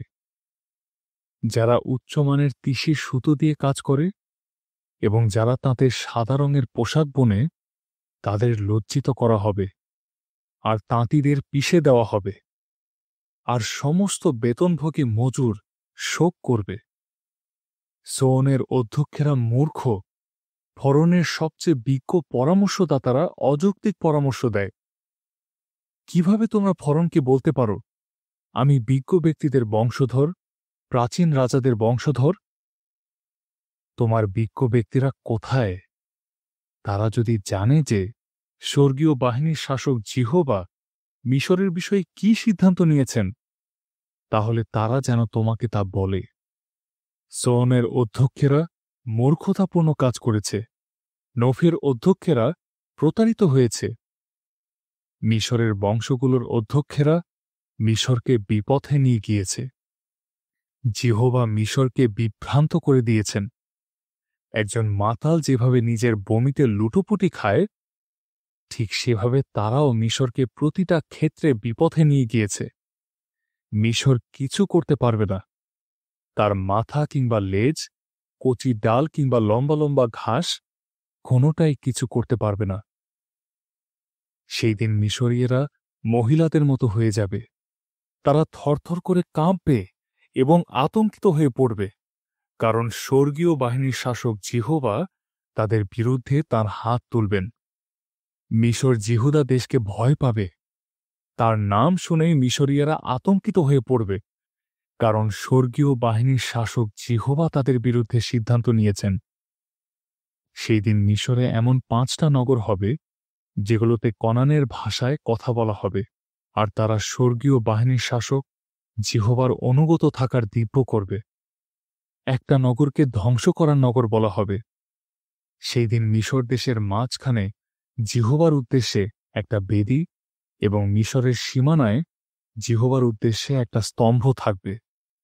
এটা লোকদের জন্য মিশর একটা চিহ্ন হিসেবে থাকবে, যেন তারা স্বর্গীয় বাহিনীর শাসক জিহোবাকে স্মরণ করে।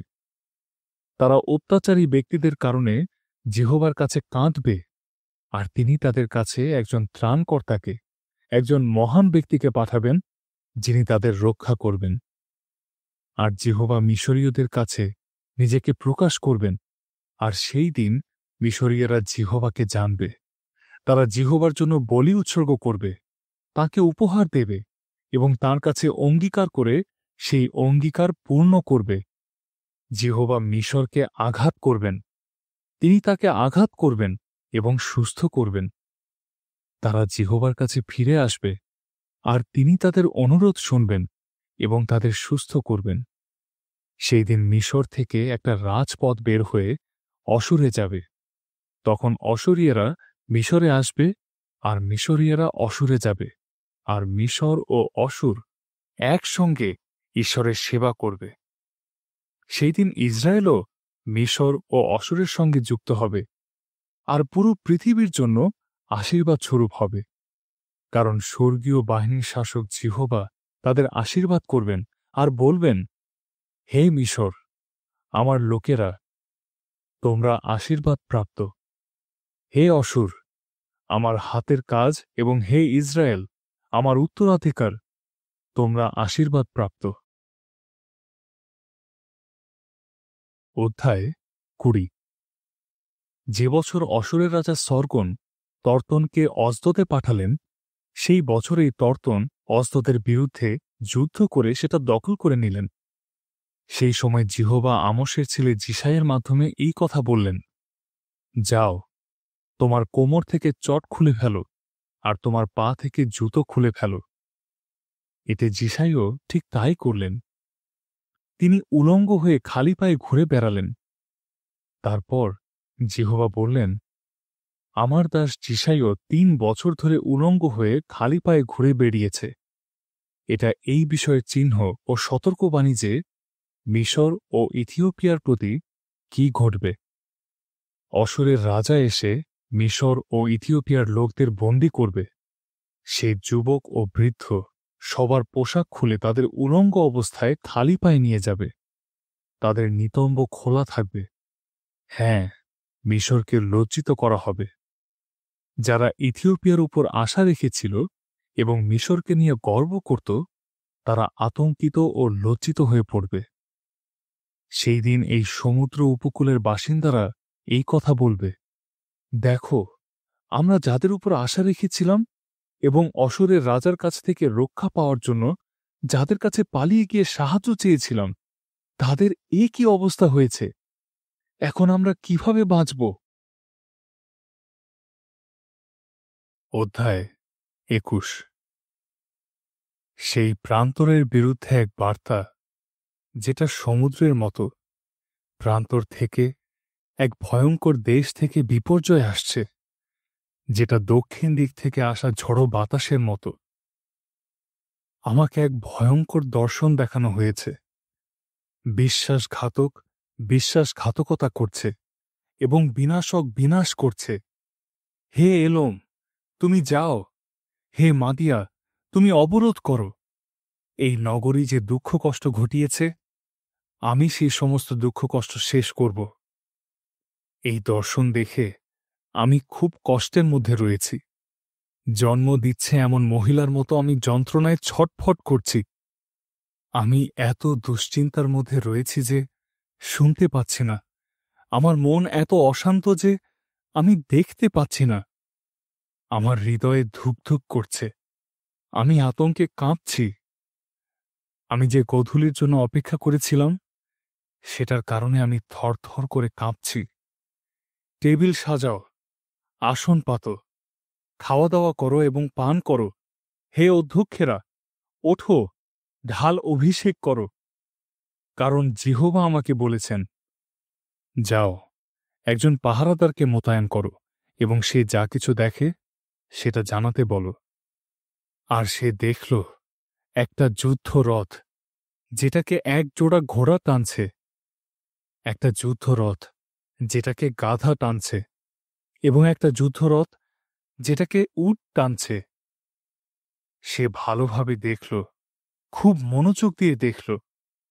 তারপর সে সিংহের মতো গর্জন করে বলল, হে যেহোবা, আমি দিনের বেলায় সব সময় পাহারাদারদের দুর্গে দাঁড়িয়ে থাকি, আর প্রতি রাতে আমি আমার পাহারাদারদের চৌকিতে দাঁড়িয়ে থাকি।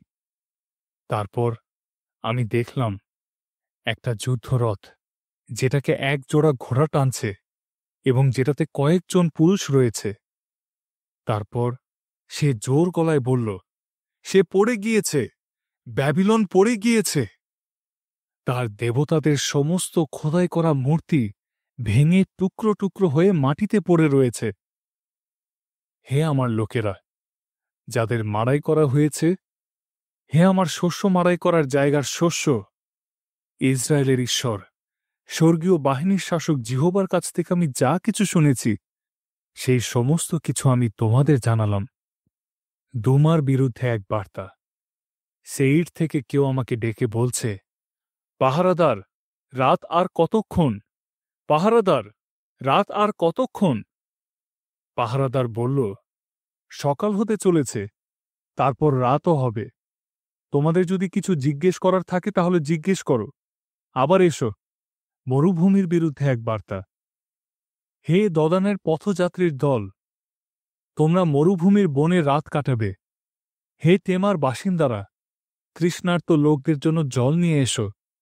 পলাতক ব্যক্তিদের জন্য রুটি নিয়ে এসো, কারণ তারা তলোয়ারের সামনে থেকে, খোলা তলোয়ারের সামনে থেকে পালিয়ে এসেছে।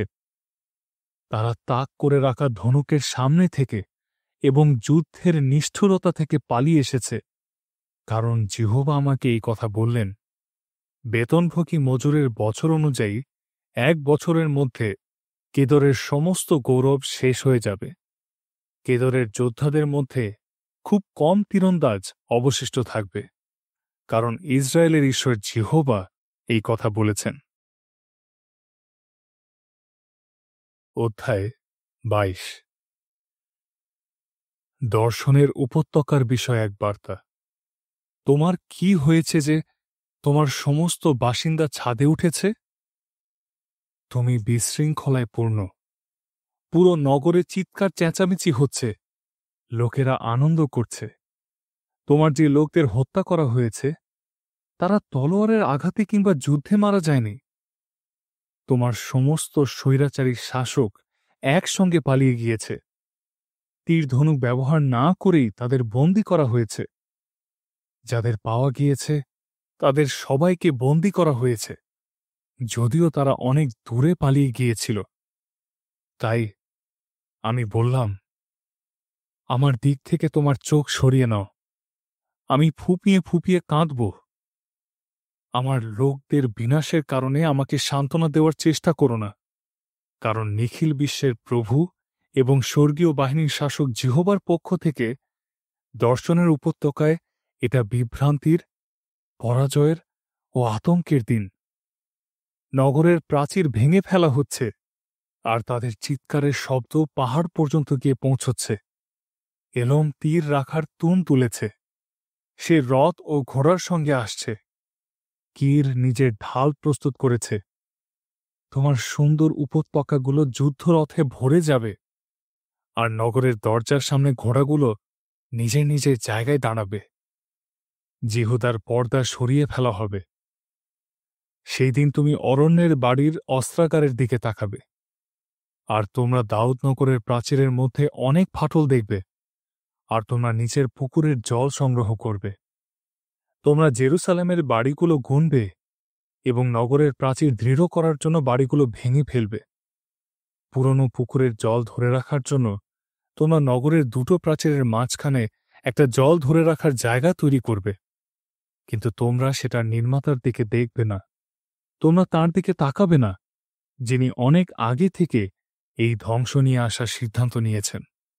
সেই দিন নিখিল বিশ্বের প্রভু, স্বর্গীয় বাহিনীর শাসক জিহোবা তোমাদের কাঁদতে এবং শোক করতে বলবেন, তোমাদের মাথা কামাতে এবং চট পড়তে বলবেন। কিন্তু তোমরা আনন্দ ও উল্লাস করেছ। তোমরা গরু, ষাঁড় ও মেষ কেটেছ। তোমরা মাংস খেয়েছ এবং দ্রাক্ষারস পান করেছ, আর বলেছ, এসো আমরা খাওয়া দাওয়া করি, কারণ কাল তো আমরা মারা যাব। তখন আমি স্বর্গীয় বাহিনীর শাসক জিহোবাকে এই কথা বলতে শুনলাম, নিখিল বিশ্বের প্রভু স্বর্গীয় বাহিনীর শাসক জিহোবা এই কথা বলেন, যতদিন না তোমরা মারা যাবে ততদিন তোমাদের এই ভুলের প্রায়শ্চিত্ত হবে না।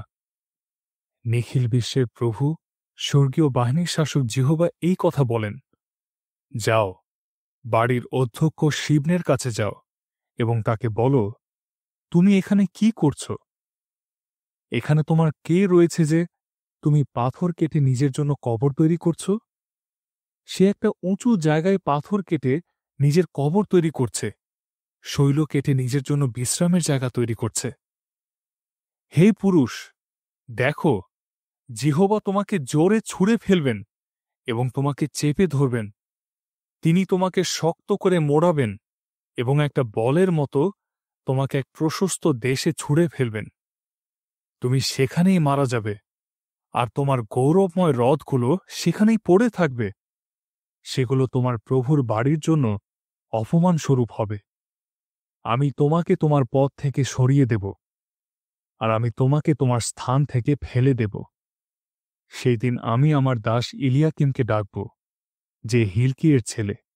আমি তোমার পোশাক তাকে পরাব, তোমার কোমর বন্ধনী তাকে পরাব, আর তোমার কর্তৃত্ব তার হাতে তুলে দেব। সেই জেরুসালেমের বাসিন্দাদের এবং জিহুদার পরিবারের বাবা হবে। আমি দাউদের পরিবারের চাবি তার কাঁধে রাখব। সে যেটা খুলবে সেটা কেউ বন্ধ করবে না, আর সে যেটা বন্ধ করবে সেটা কেউ খুলবে না। আমি তাকে পেরেকের মতো একটা শক্ত জায়গায় পুঁতে রাখব। সে তার বাবার পরিবারের জন্য গৌরবের সিংহাসন হয়ে উঠবে, আর তার বাবার পরিবারের সমস্ত গৌরব তার উপর ঝুলে থাকবে। ঠিক যেভাবে সমস্ত ছোট ছোট বাসন, বাটি এবং বড় বড় পাত্র পেরেকের সাহায্যে ঝুলে থাকে, সেভাবেই তার বংশধরেরা ও সন্তানেরা তার সাহায্যে ঝুলে থাকবে। স্বর্গীয় বাহিনীর শাসক জিহোবা ঘোষণা করেন, যে পেরেককে শক্ত জায়গায় পোঁতা হয়েছিল, সেই দিন সেটা বের করে দেওয়া হবে, সেটাকে কেটে ফেলে দেওয়া হবে, এবং সেটার উপর যা কিছু ঝুলেছিল সেগুলো পড়ে ধ্বংস হয়ে যাবে, কারণ জিহোবা নিজে এই কথা বলেছেন। অধ্যায় 23। সোরের বিষয়ে এক বার্তা। তর্শিশের জাহাজগুলো, তোমরা জোরে জোরে কাঁদো, কারণ বন্দর ধ্বংস করে দেওয়া হয়েছে, সেখানে ঢোকা যাবে না।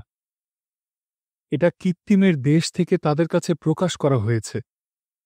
সমুদ্র উপকূলের বাসিন্দারা, চুপ করে থাকো।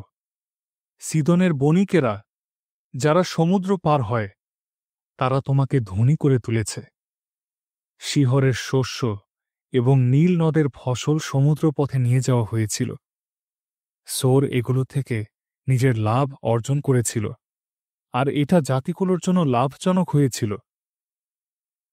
হে সিদন, হে সমুদ্রের দৃঢ় দুর্গ, লজ্জিত হও, কারণ সমুদ্র বলেছে, আমার কখনো প্রসব বেদনা হয়নি, আর আমি কখনো জন্ম দিইনি।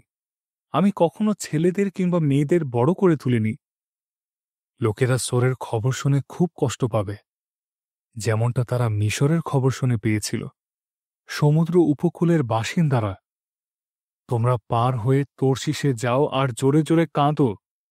এটাই কি সেই নগরী যেটা অনেক দিন ধরে, প্রাচীন সময় থেকে আনন্দ করছিল, যেটার পা সেটাকে দূর দূরান্তের দেশে বাস করার জন্য নিয়ে যেত?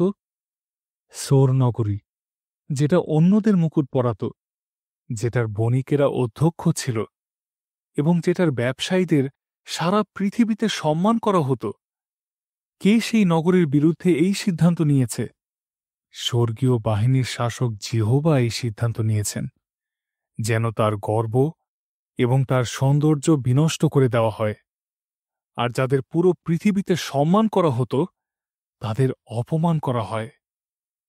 হে তর্শিসের মেয়ে, নীল নদের মতো তোমার দেশে ছড়িয়ে পড়ো, কারণ জাহাজ রাখার আর কোনো জায়গা নেই। ঈশ্বর সমুদ্রের উপর নিজের হাত বাড়িয়েছেন, তিনি রাজ্যগুলোকে কাঁপিয়ে তুলেছেন। জিহোবা ফৈনিকিয়ার দৃঢ় দুর্গগুলোকে ধ্বংস করার আদেশ দিয়েছেন, আর তিনি বললেন, হে সিদনের অত্যাচারিত কুমারী মেয়ে, তুমি আর আনন্দ করবে না। ওঠো, পার হয়ে কিত্তিমে যাও, কিন্তু সেখানেও তুমি বিশ্রাম পাবে না। কলদীয়দের দেশের দিকে তাকাও, অশরীয়রা নয়, বরং কলদীয়েরাই তাকে মরুভূমির পশুর জায়গা করে তুলেছে। তারা তাকে আক্রমণ করার জন্য দুর্গ নির্মাণ করেছে। তারা তার দৃঢ় দুর্গগুলোকে পুরোপুরিভাবে লুট করে নিয়েছে। তারা তাকে ধ্বংস করে মাটিতে মিশিয়ে দিয়েছে। তর্শিসের জাহাজগুলো, তোমরা জোরে জোরে কাঁদো, কারণ তোমাদের দৃঢ় দুর্গ ধ্বংস হয়ে গিয়েছে। সেই দিন সোরকে ৭০ বছরের জন্য ভুলে যাওয়া হবে। হ্যাঁ, তত বছরের জন্য, যত বছর একজন রাজা রাজত্ব করেন। ৭০ বছরের শেষে সোর সেই বেশ্যার মতো হয়ে যাবে, যার বিষয়ে এই গান গাওয়া হয়। হে ভুলে যাওয়া বেশ্যা, একটা বীণা নিয়ে পুরো নগরী ঘুরে বেড়াও, দক্ষতার সঙ্গে বীণা বাজাও, অনেক গান গাও, যাতে লোকেরা তোমাকে আবারও স্মরণ করে। ৭০ বছরের শেষে জিহোবা সোরের প্রতি মনোযোগ দেবেন। সে আবারও ব্যবসা করবে, আর পৃথিবীতে সে জগতের সমস্ত রাজ্যের সঙ্গে বেশ্যার মতো আচরণ করবে। কিন্তু তার আয় ও লাভ জিহোবার উদ্দেশ্যে পবিত্র হবে। সেটা জমিয়ে রাখা কিংবা সঞ্চয় করা হবে না, কারণ তার আয় সেই লোকদের জন্য হবে যারা জিহোবার সামনে বাস করে, যাতে সেই লোকেরা পেট ভরে খেতে এবং ভালো ভালো পোশাক পরতে পারে।